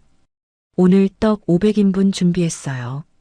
시장분들한테 다 나눠드리려고요. 박미숙의 목소리는 꿀이 뚝뚝 떨어질 정도로 달콤했습니다. 며칠 전 지연에게 소금을 뿌리며 소리치던 그 목소리와는 전혀 달랐죠. 사람들이 점점 더 많이 모여들었어요. 떡도 받고 구경도 하고요. 와, 화환 엄청 많네요. 가게도 넓고 깨끗해요. 냉장고만 5대네. 제대로 하시나 봐. 칭찬이 쏟아졌습니다. 박미숙은 그런 칭찬을 들으며 가슴이 뿌듯했어요. 3억 원 중 2억을 이 가게에 쏟아부은 보람이 있었습니다. 사장님은 원래 이 동네 분이세요? 한 아주머니가 물었습니다. 아니에요. 저는 마포에 살아요. 동생이 이 근처에서 일했거든요. 박미숙은 미리 준비한 대답을 자연스럽게 꺼냈습니다. 아, 그러세요? 동생분도 같이 하시나요? 아니요. 박미숙의 표정이 순식간에 슬퍼졌습니다. 연기였죠. 동생이 얼마 전에 사고로 세상을 떠났어요. 어머나. 주변 사람들이 놀라서 손을 입에 가져갔습니다. 너무 안 됐네요. 그런데 사장님은 이렇게 가게까지 차리시고 조카가 하나 있거든요. 불쌍해서 제가 미국 유학을 보냈어요. 박미숙은 눈시울을 붉히는 척했습니다. 어머, 그렇게까지 하셨어요? 동생이 다행히 보험을 여러 개 들어놔서요.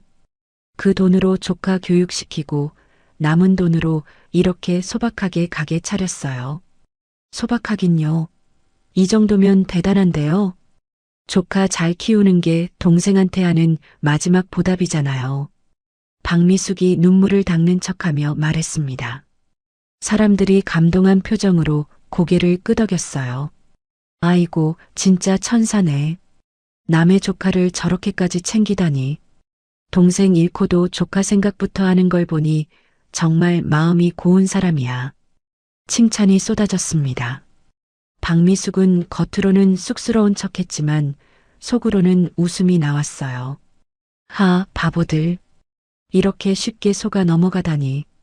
세상 사람들은 정말 단순해. 자, 여러분. 잠시만 주목해 주세요. 박미숙이 손뼉을 치며 사람들을 모았습니다. 오늘 11시에 고사 지내고 정식으로 문 열 겁니다. 오늘 오신 분들은 전부 반찬 한 가지씩 서비스로 드릴게요. 와, 사람들이 박수를 쳤습니다. 시장 분위기가 점점 달아올랐죠. 박미숙은 만족스럽게 웃으며 가게 안으로 들어갔습니다. 가게 안에서는 스피커로 경쾌한 트로트 음악이 흘러나왔습니다. 신나는 음악이 시장 골목을 가득 채웠어요. 가게 한쪽에는 고사상이 차려져 있었습니다. 사람들이 감탄하며 구경했습니다. 박미숙은 그런 사람들을 보며 흐뭇해했어요. 그래, 이 정도는 해야지. 첫인상이 중요하니까. 박미숙은 쉴 새 없이 떡을 나눠주고 인사를 받고 사람들과 이야기를 나눴습니다. 조카가 미국에서 잘 지내겠어요. 그럼요. 매일 전화해요. 고모 보고 싶다고. 기특하네요. 제가 키운 보람이 있죠. 거짓말이 술술 나왔습니다.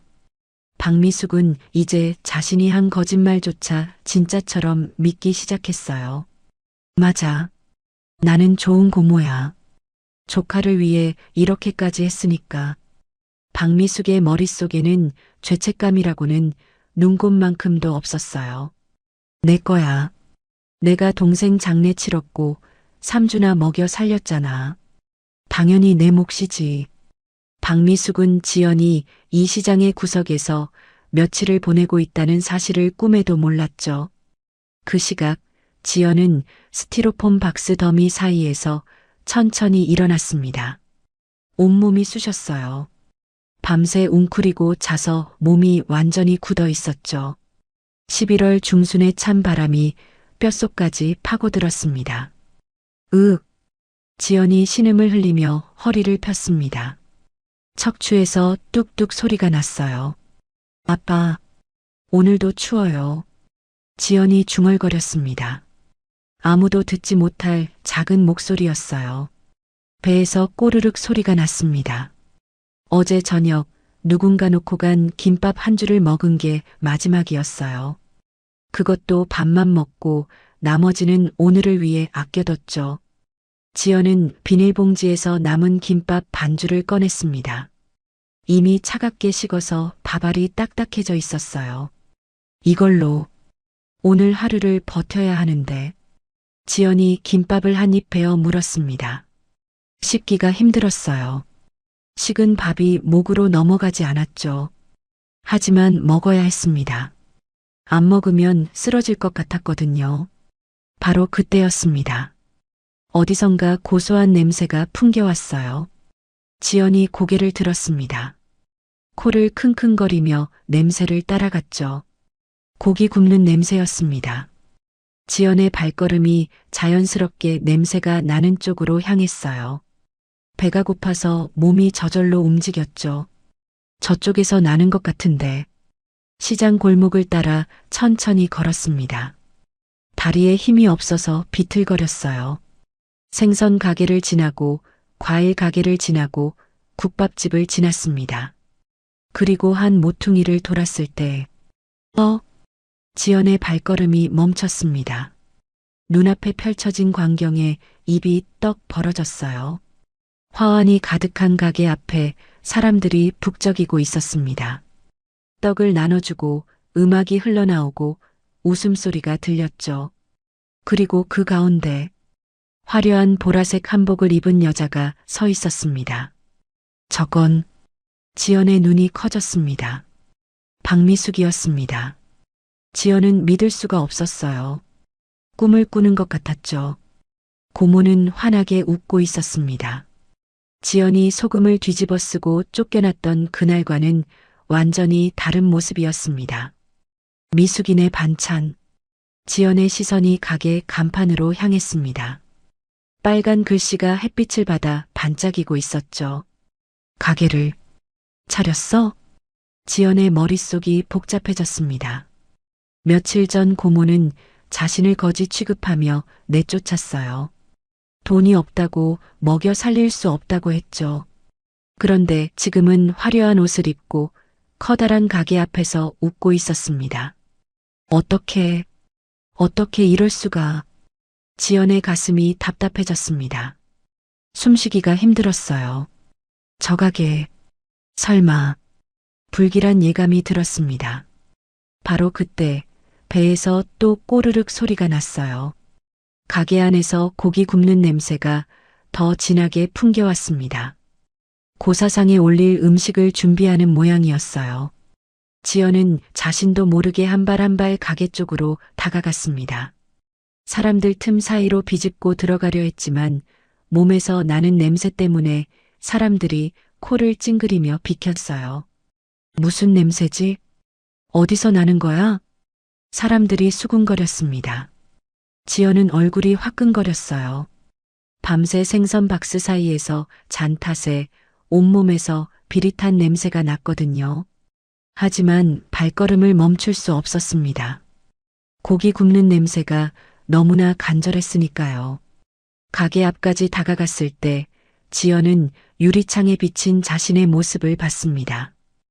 헝클어진 머리, 더러워진 얼굴, 구겨진 교복, 그리고 저 안에서 환하게 웃고 있는 고모의 모습.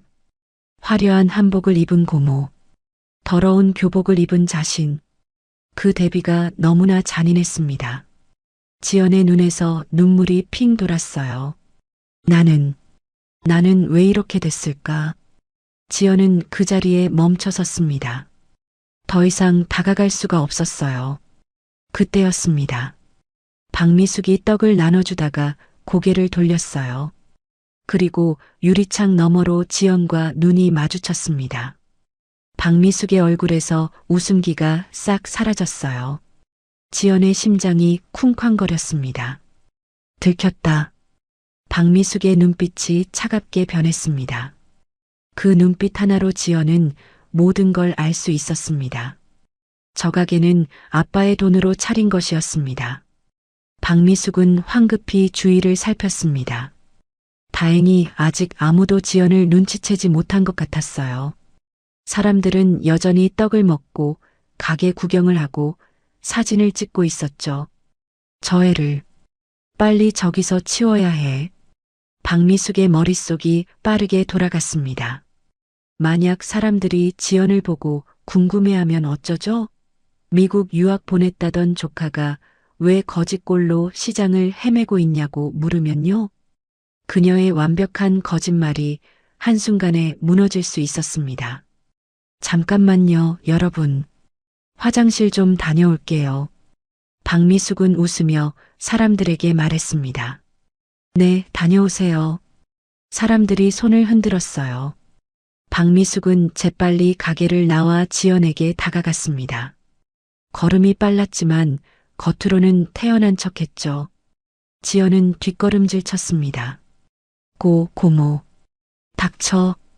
박미숙이 입술도 움직이지 않고 낮은 목소리로 쏘아붙였습니다. 웃는 얼굴이었지만 목소리는 차가웠어요.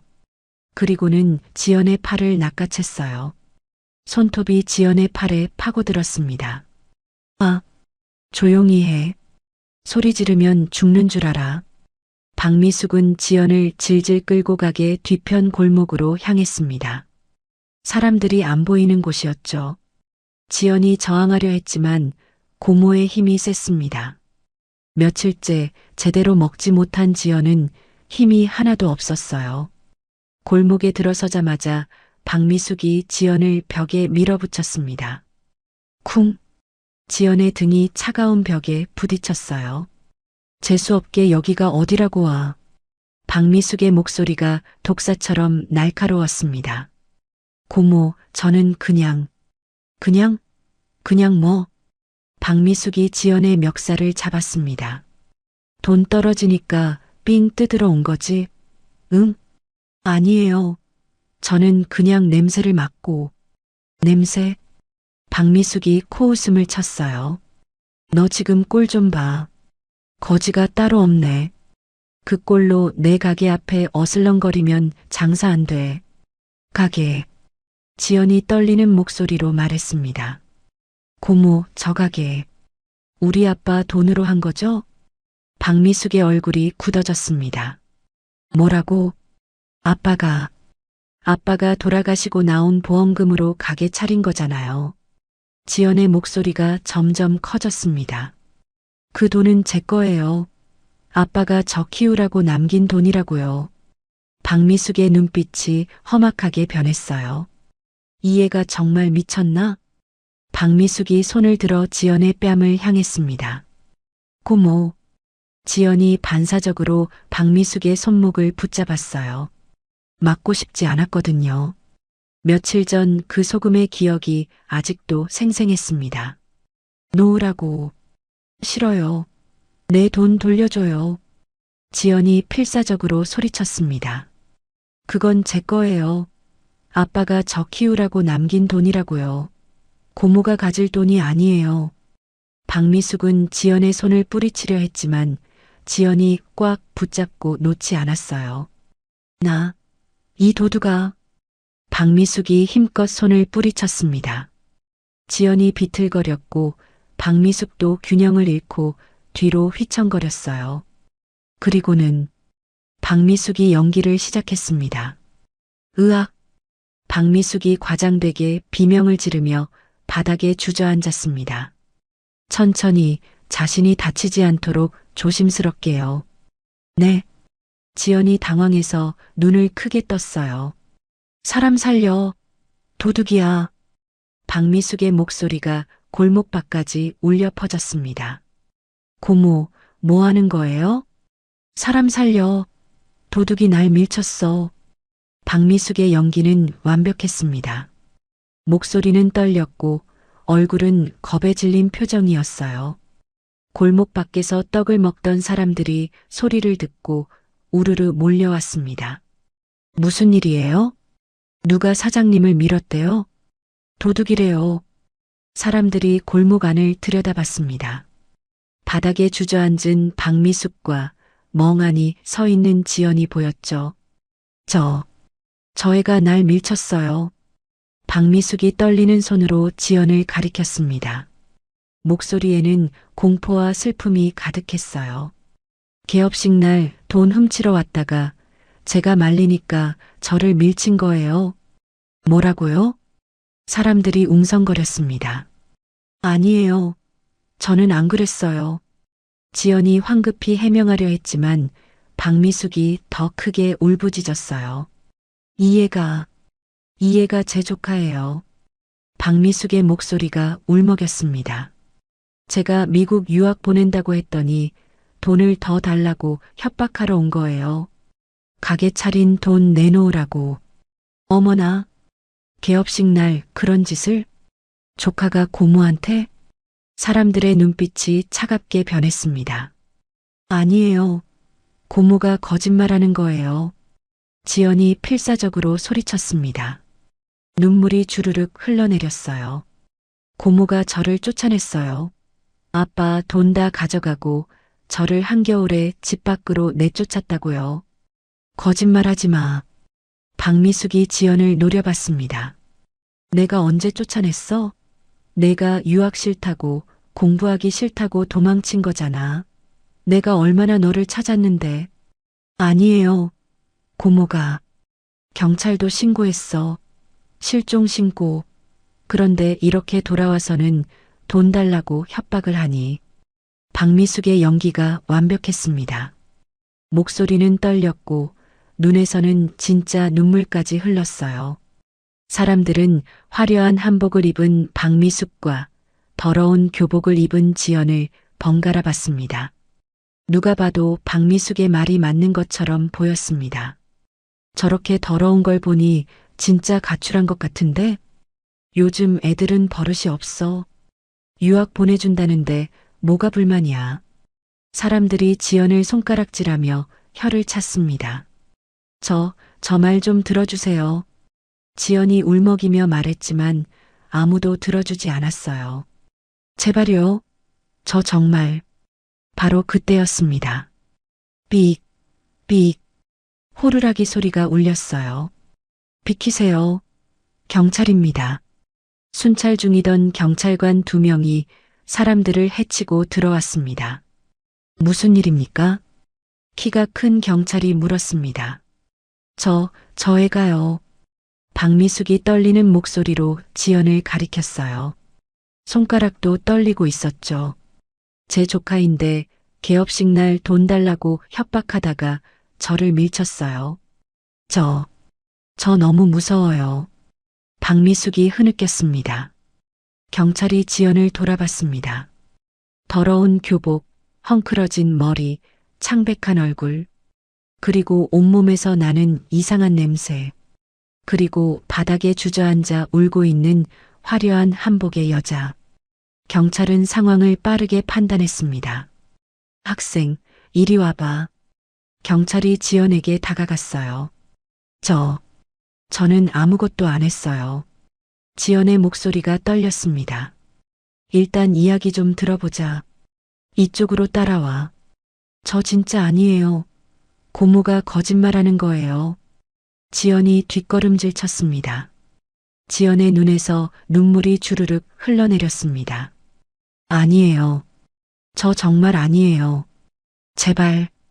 하지만 아무도 믿어주지 않았습니다. 사람들은 고개를 가로저으며 혀를 찾고 박미숙은 바닥에 앉은 채 슬픈 표정으로 지연을 바라봤어요. 조카를 이렇게 키웠는데 이럴 수가. 동생한테 뭐라고 말해야 하나. 박미숙의 연기는 끝까지 완벽했습니다. 지연은 경찰의 손에 이끌려 골목 밖으로 나가고 있었어요. 사람들이 길을 비켜주며 수군거렸습니다. 저런 애가 미국 유학을 간다니. 고모가 불쌍하네. 저런 조카 때문에 얼마나 고생했을까. 개업식 날 완전히 망쳤네. 지연의 심장은 미친 듯이 뛰고 있었습니다.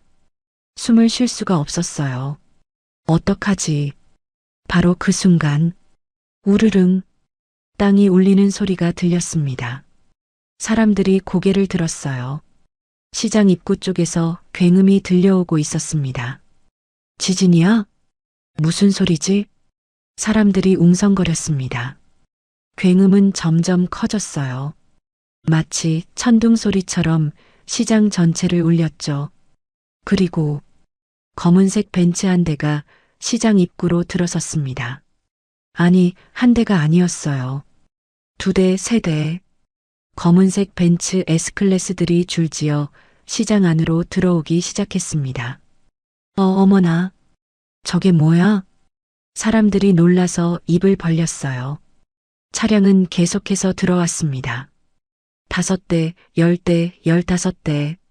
마침내 20대의 검은색 벤츠가 좁은 시장 통로를 넘어 도로까지 가득 메웠습니다. 선두에는 더욱 거대한 마이바흐가 서 있었죠. 시장 전체가 검은 물결에 휩싸인 것 같았어요. 비켜요. 비켜요. 경호원들이 사람들을 밀어냈습니다. 저게 대체 뭐야? 무슨 영화 촬영하나? 아니야, 저거 진짜야. 사람들이 기겁하며 길을 텄습니다. 떡을 먹던 사람들도 구경하던 사람들도 모두 차량 행렬을 피해 양옆으로 비켰어요. 지연을 붙잡고 있던 경찰도 놀라서 손을 놓았습니다. 저건 경찰도 이런 광경은 처음 봤거든요. 선두의 마이바흐가 멈춰 섰습니다. 뒤따르던 20대의 벤츠도 일제히 정차했어요. 차 문이 열렸습니다. 먼저 검은 양복을 입은 경호원이 내렸어요. 그리고 차 문을 공손히 잡았죠. 한재욱 회장이 천천히 차에서 내렸습니다. 회색 정장을 입은 그의 모습은 위엄이 넘쳤어요. 나이는 50을 넘었지만 눈빛만큼은 날카로웠죠. 그 뒤로 경호원들이 우르르 쏟아져 나왔습니다. 20대 차량에서 내린 경호원만 40명이 넘었어요. 그들은 한재욱을 중심으로 도열했습니다. 마치 대통령 경호처럼 완벽한 대형이었죠. 저 사람이 누구야? 회장님 같은데. 세영그룹 아니야? 저 마크 봐봐. 사람들이 수군거렸습니다. 한재욱은 시장 안쪽을 천천히 둘러봤어요. 그러다가 골목 안쪽 경찰에게 붙잡혀 있는 지연을 발견했습니다.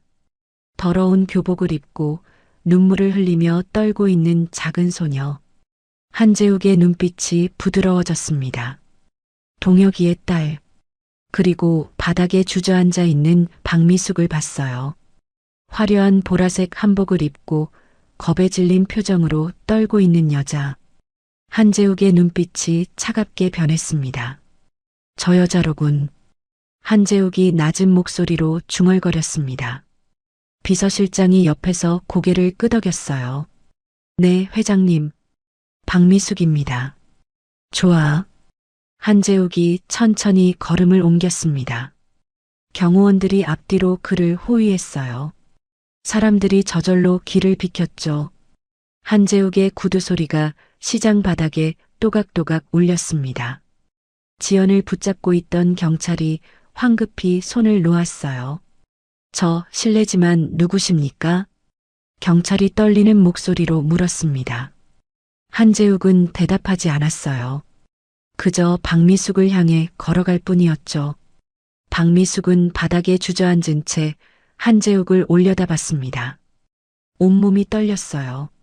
저 사람은 누구지?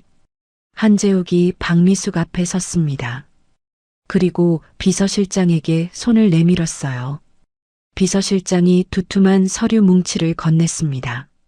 한재욱은 서류를 받아들고 아무 말 없이 박미숙의 얼굴을 향해 뿌렸습니다. 휙! 하얀 종이들이 눈처럼 흩날리며 바닥에 떨어졌어요. 통장 사본, 상가 계약서, CCTV 캡처 사진, 금융거래 내역. 서류들이 박미숙의 머리 위로, 얼굴 위로, 온몸에 떨어졌습니다. 시장 전체가 조용해졌어요. 아무도 숨소리조차 내지 않았죠. 한재욱이 입을 열었습니다. 사망 합의금 3억 원. 낮지만 위압적인 목소리였습니다. 건설사 합의금과 산재 보상금. 서동혁 씨가 목숨을 잃고 남긴 돈. 박미숙의 얼굴이 하얗게 질렸어요. 그 돈으로 당신은 백화점에서 명품 가방을 샀고, 한재욱이 바닥에 떨어진 영수증을 발로 가리켰습니다. 호텔 레스토랑에서 밥을 먹었고, 또 다른 영수증을 가리켰어요. 피부과에서 관리를 받았고, 그리고 이 가게를 샀습니다. 한재욱이 미숙인의 반찬 간판을 올려다봤어요. 2억 원짜리 상가를요.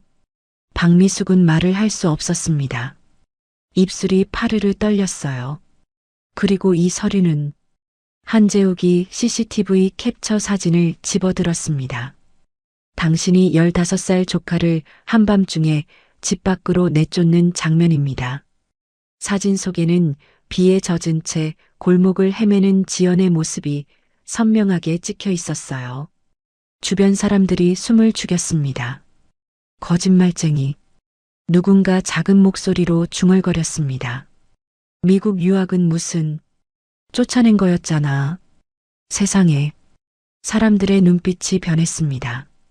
박미숙을 보는 시선이 차갑게 식었어요. 한재욱은 바닥에 떨어진 통장 사본을 집어들었습니다. 이 통장을 보십시오.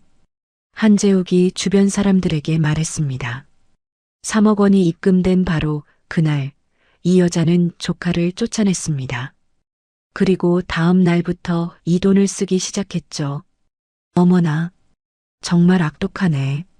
사람들이 박미숙을 손가락질했습니다. 박미숙은 바닥에 떨어진 서류들을 보며 사시나무 떨듯 떨었어요. 입술이 바짝 말라 있었죠. 저 건 그게 아니라. 박미숙이 변명하려 했지만 한재욱이 손을 들어 막았습니다.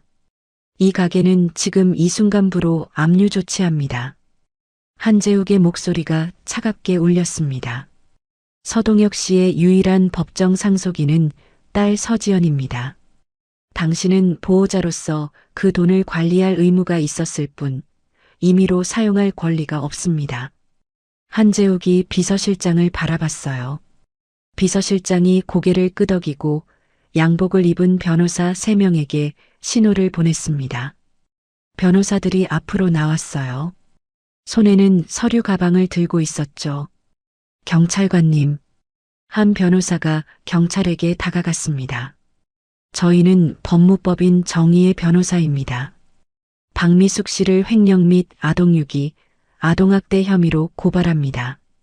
변호사가 두툼한 고발장을 경찰에게 내밀었어요.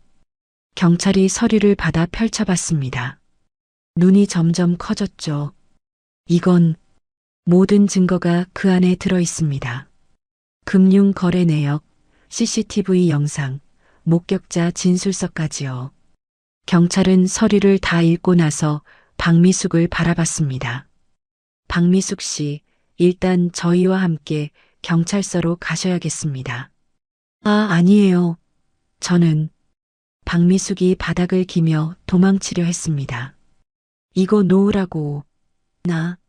하지만 경찰이 박미숙의 팔을 잡았어요. 저항하지 마십시오. 조사를 받으셔야 합니다. 싫어. 나 안 가. 이건 내 돈이라고.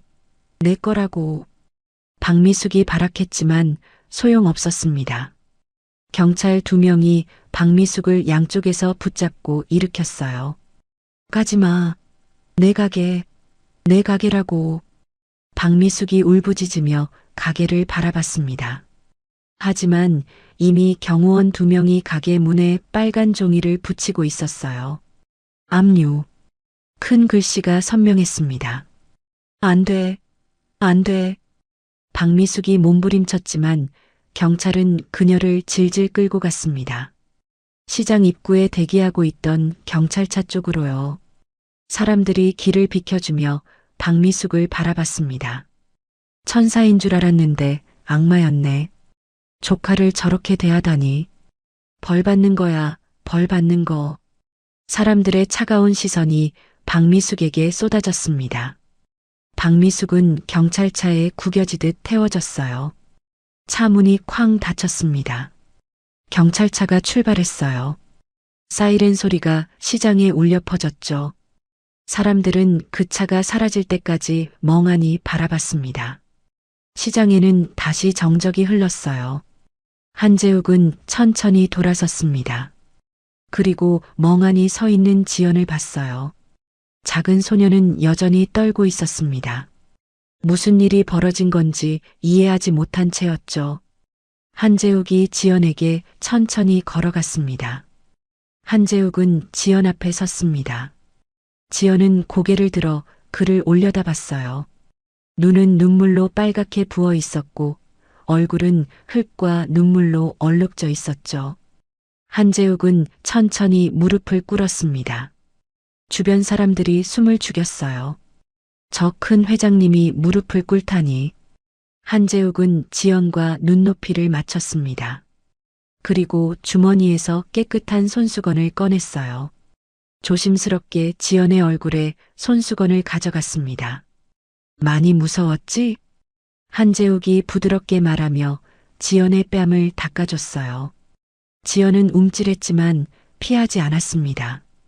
많이 힘들었지? 아저씨가 너무 늦게 왔어. 미안해. 한재욱의 목소리가 떨렸습니다. 지연은 낯선 아저씨를 바라봤어요. 왜 이 사람이 자신에게 이러는지 알 수 없었죠. 아저씨는 누구세요? 지연이 떨리는 목소리로 물었습니다. 한재욱은 손수건으로 지연의 눈가를 닦아주며 미소를 지었어요. 슬픈 미소였습니다. 나는 내 아버지의 친구야. 아빠의 친구? 응. 아주 오래된 친구지. 한재욱은 재킷 안주머니에서 낡은 지갑을 꺼냈습니다.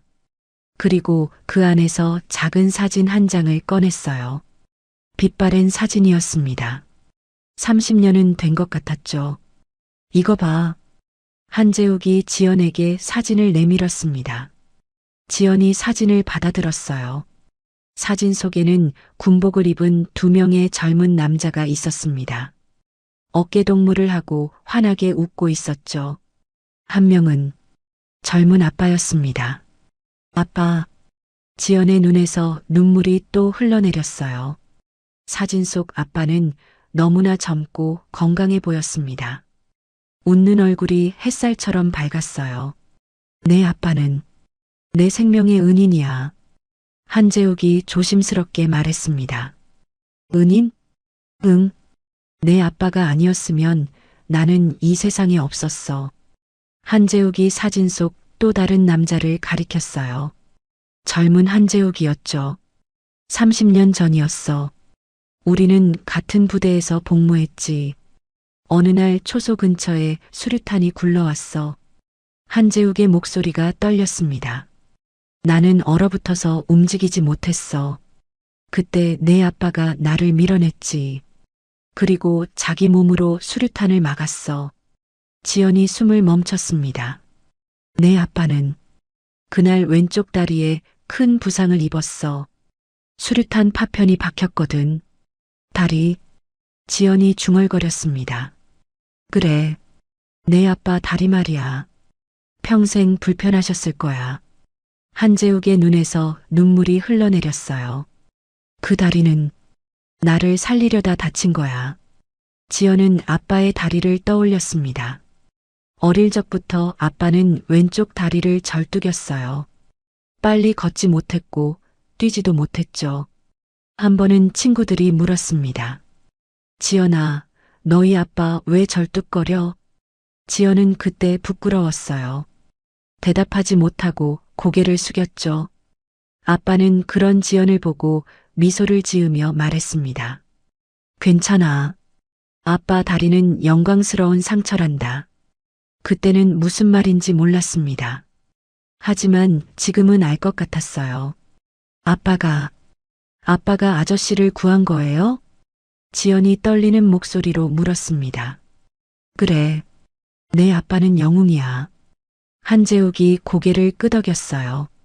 그런데 아빠는 지연의 목소리가 막혔습니다. 아빠는 공사판에서 트럭을 못 피하셨어요. 다리가 불편하셔서. 지연이 울먹였습니다. 한재욱의 얼굴이 일그러졌어요. 네, 내 잘못이야. 한재욱의 목소리가 갈라졌습니다. 내가 내 아버지를 죽게 한 거나 다름없어. 그 다리만 멀쩡했어도. 한재욱이 두 손으로 얼굴을 감쌌습니다. 미안해. 정말 미안해. 50이 넘은 남자가 15살 소녀 앞에서 오열했습니다. 30년 동안 내 아버지를 찾았어. 은혜를 갚고 싶었어. 그런데 너무 늦었어. 너무. 지연은 우는 한재욱을 바라봤습니다. 그리고 천천히 손을 뻗어 한재욱의 손을 잡았어요. 아니에요. 지연이 말했습니다. 아저씨 잘못이 아니에요. 한재욱이 고개를 들었습니다. 아빠는 후회 안 하셨을 거예요. 지연이 눈물을 흘리며 미소를 지었어요. 아빠는 항상 말씀하셨어요. 자기 다리는 영광스러운 상처라고. 누군가를 구한 증거라고. 지연아, 아빠는 아저씨를 구해서 행복하셨을 거예요. 그게 아빠가 원하신 거예요. 한재욱은 지연을 꽉 안았습니다. 고마워. 정말 고마워. 두 사람은 한참을 그렇게 안고 울었습니다. 주변 사람들도 눈물을 닦고 있었어요. 한참 후 한재욱이 지연을 놓아주며 말했습니다. 지연아, 내 아버지를 대신해서 내가 너를 지킬게. 네. 더 이상 시장 바닥에서 자면 안 돼. 더 이상 추위에 떨면 안 돼. 한재욱이 지연의 손을 잡았습니다. 아저씨 집으로 가자. 내 아버지가 못 해주신 것들 내가 다 해줄게. 지연은 한재욱을 바라봤어요. 따뜻한 눈빛이었습니다. 아빠를 닮은 눈빛이었죠. 정말 괜찮아요? 물론이지. 내 아버지 목까지 내가 책임질 거야. 한재욱이 손을 내밀었습니다. 지연은 잠시 망설이다가 그 손을 잡았어요. 따뜻했습니다. 아빠가 돌아가신 후 3주 만에 느껴보는 사람의 온기였죠. 자, 가자. 한재욱이 지연을 일으켰습니다. 그리고 지연을 안아 올렸어요. 지연은 너무 가벼웠습니다. 제대로 먹지 못한 탓이었죠. 한재욱은 지연을 안고 차로 향했습니다. 마이바흐의 문이 열렸어요. 한재욱이 지연을 조심스럽게 뒷좌석에 앉혔습니다. 그리고 옆에 함께 앉았죠. 출발하지. 한재욱이 운전기사에게 말했습니다. 차가 천천히 움직이기 시작했어요. 지연은 창밖을 바라봤습니다. 미숙인의 반찬 가게가 보였어요. 문에는 빨간 압류 딱지가 붙어 있었죠. 지연은 그 가게를 보며 생각했습니다. 이제 나 정말 괜찮은 거야? 차는 시장을 빠져나갔습니다. 뒤따르는 20대의 벤츠도 함께요. 검은색 세단 행렬이 시장을 떠나 큰 길로 접어들었습니다. 한재욱의 저택으로 향하는 길이었죠. 며칠 후 한재욱의 저택 거실에서 지연은 깨끗한 옷을 입고 소파에 앉아 있었습니다. 제대로 된 식사를 하고 따뜻한 물로 목욕을 하고 폭신한 침대에서 잤어요. 처음에는 꿈인 줄 알았습니다. 하지만 꿈이 아니었죠. 똑똑똑. 문을 두드리는 소리가 들렸습니다. 들어오세요. 지연이 대답했어요. 문이 열리고 한재욱이 들어왔습니다. 그리고 그 옆에는 낯선 노인이 함께였죠. 지연아, 손님이 왔어. 한재욱이 미소를 지으며 말했습니다. 안녕하세요. 지연이 일어나 인사했어요. 시장에서 만났던 그 할아버지였죠. 노인철은 지연을 유심히 바라봤습니다. 안경 너머의 눈빛이 날카로웠어요. 역시 노인철이 무릎을 탁 쳤습니다. 역시 내 눈이 틀리지 않았어. 노인철이 호탕하게 웃었어요. 이 아이는 왕후의 상을 타고났어. 훗날 만인을 이끄는 큰 제목이 될 거야. 왕후의 상? 지연이 고개를 갸웃거렸습니다. 그래. 세상에 몇 안 되는 관상이란다. 노인이 지연의 어깨를 두드렸어요. 내가 겪은 고난은 너를 더 크게 만들 거야. 기억해라. 지연은 노인의 말을 가슴 깊이 새겼습니다. 노인이 돌아가고 한재욱과 지연만 남았어요. 지연아, 네 아저씨. 아니, 이제는 내가 너의 아빠가 되어도 되겠니? 한재욱이 조심스럽게 물었습니다. 지연은 잠시 망설였어요. 하지만 한재욱의 따뜻한 눈빛을 보니 말이 자연스럽게 나왔습니다. 네, 아빠. 한재욱의 눈에서 눈물이 흘렀어요. 고마워. 입양 절차를 밟자. 꼭 훌륭한 사람으로 키워줄게. 저도요. 꼭 훌륭한 사람이 되겠어요. 지연이 환하게 웃었습니다. 그 미소는 아버지가 돌아가신 후 처음 짓는 진짜 미소였어요. 그렇게 20년이 흘렀습니다. 햇살이 쏟아지는 넓은 서재. 거울 앞에 한 여성이 서 있었습니다. 35살의 서지연이었어요. 그녀는 검은색 법복을 단정히 입고 있었습니다. 법복 위에 배지가 햇빛에 반짝였죠. 판사 서지연. 지연은 거울 속 자신을 바라봤습니다. 15살 때 시장 바닥에서 떨던 그 소녀는 이제 없었어요. 대신 당당하고 의연한 여성이 서 있었습니다. 똑똑똑. 문을 두드리는 소리가 들렸습니다. 들어오세요. 문이 열리고 한재욱이 들어왔습니다. 이제 70이 넘은 그는 머리가 하얗게 새었지만 여전히 건강했어요. 우리 서지연 판사님. 한재욱이 흐뭇하게 웃으며 말했습니다. 오늘 첫 재판이지? 네, 아버지. 지연이 환하게 웃었어요. 떨리는구나. 조금요. 하지만 괜찮아요. 지연이 가슴에 손을 얹었습니다. 저는 정의를 지키는 사람이 될 거예요. 약한 사람을 보호하는 사람이요. 그래. 내가 그럴 거라고 믿어. 한재욱이 지연의 어깨를 다독였습니다. 하늘에 계신 내 아버지도 정말 기뻐하실 거야. 네. 꼭 보여드리고 싶어요. 지연의 눈에 눈물이 맺혔어요. 아버지, 다녀오겠습니다. 지연이 한재욱의 손을 꼭 잡았습니다. 그래. 다녀와라, 우리 딸. 한재욱도 지연의 손을 꼭 잡았어요. 두 사람은 한참을 그렇게 손을 잡고 있었습니다. 지연이 서재를 나가려 할 때 책상 위의 사진이 눈에 들어왔어요. 빛바랜 사진이었습니다. 군복을 입고 환하게 웃고 있는 두 명의 젊은 남자. 서동혁과 한재욱. 지연은 사진 속 아빠를 바라보며 미소를 지었습니다.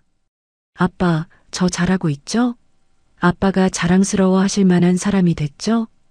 마치 대답하듯 햇살이 사진을 비췄습니다. 사진 속 서동혁의 미소가 더욱 밝게 빛났어요. 지연은 그 미소를 가슴에 담고 당당하게 문을 열고 나갔습니다. 새로운 시작이었습니다. 그리고 서동혁의 딸은 아버지가 남긴 영광스러운 유산을 이어받아 세상을 향해 걸어가고 있었습니다. 오늘의 이야기가 당신의 마음에 작은 울림을 드렸다면 앞으로도 당신의 나날에 잔잔한 위로가 될 이야기들로 찾아뵐 수 있도록 구독과 좋아요를 눌러주세요. 그리고 사연의 주인공을 위한 따뜻한 말씀도 댓글로 부탁드립니다. 당신의 오늘을 늘 응원합니다. 인생 나날이었습니다.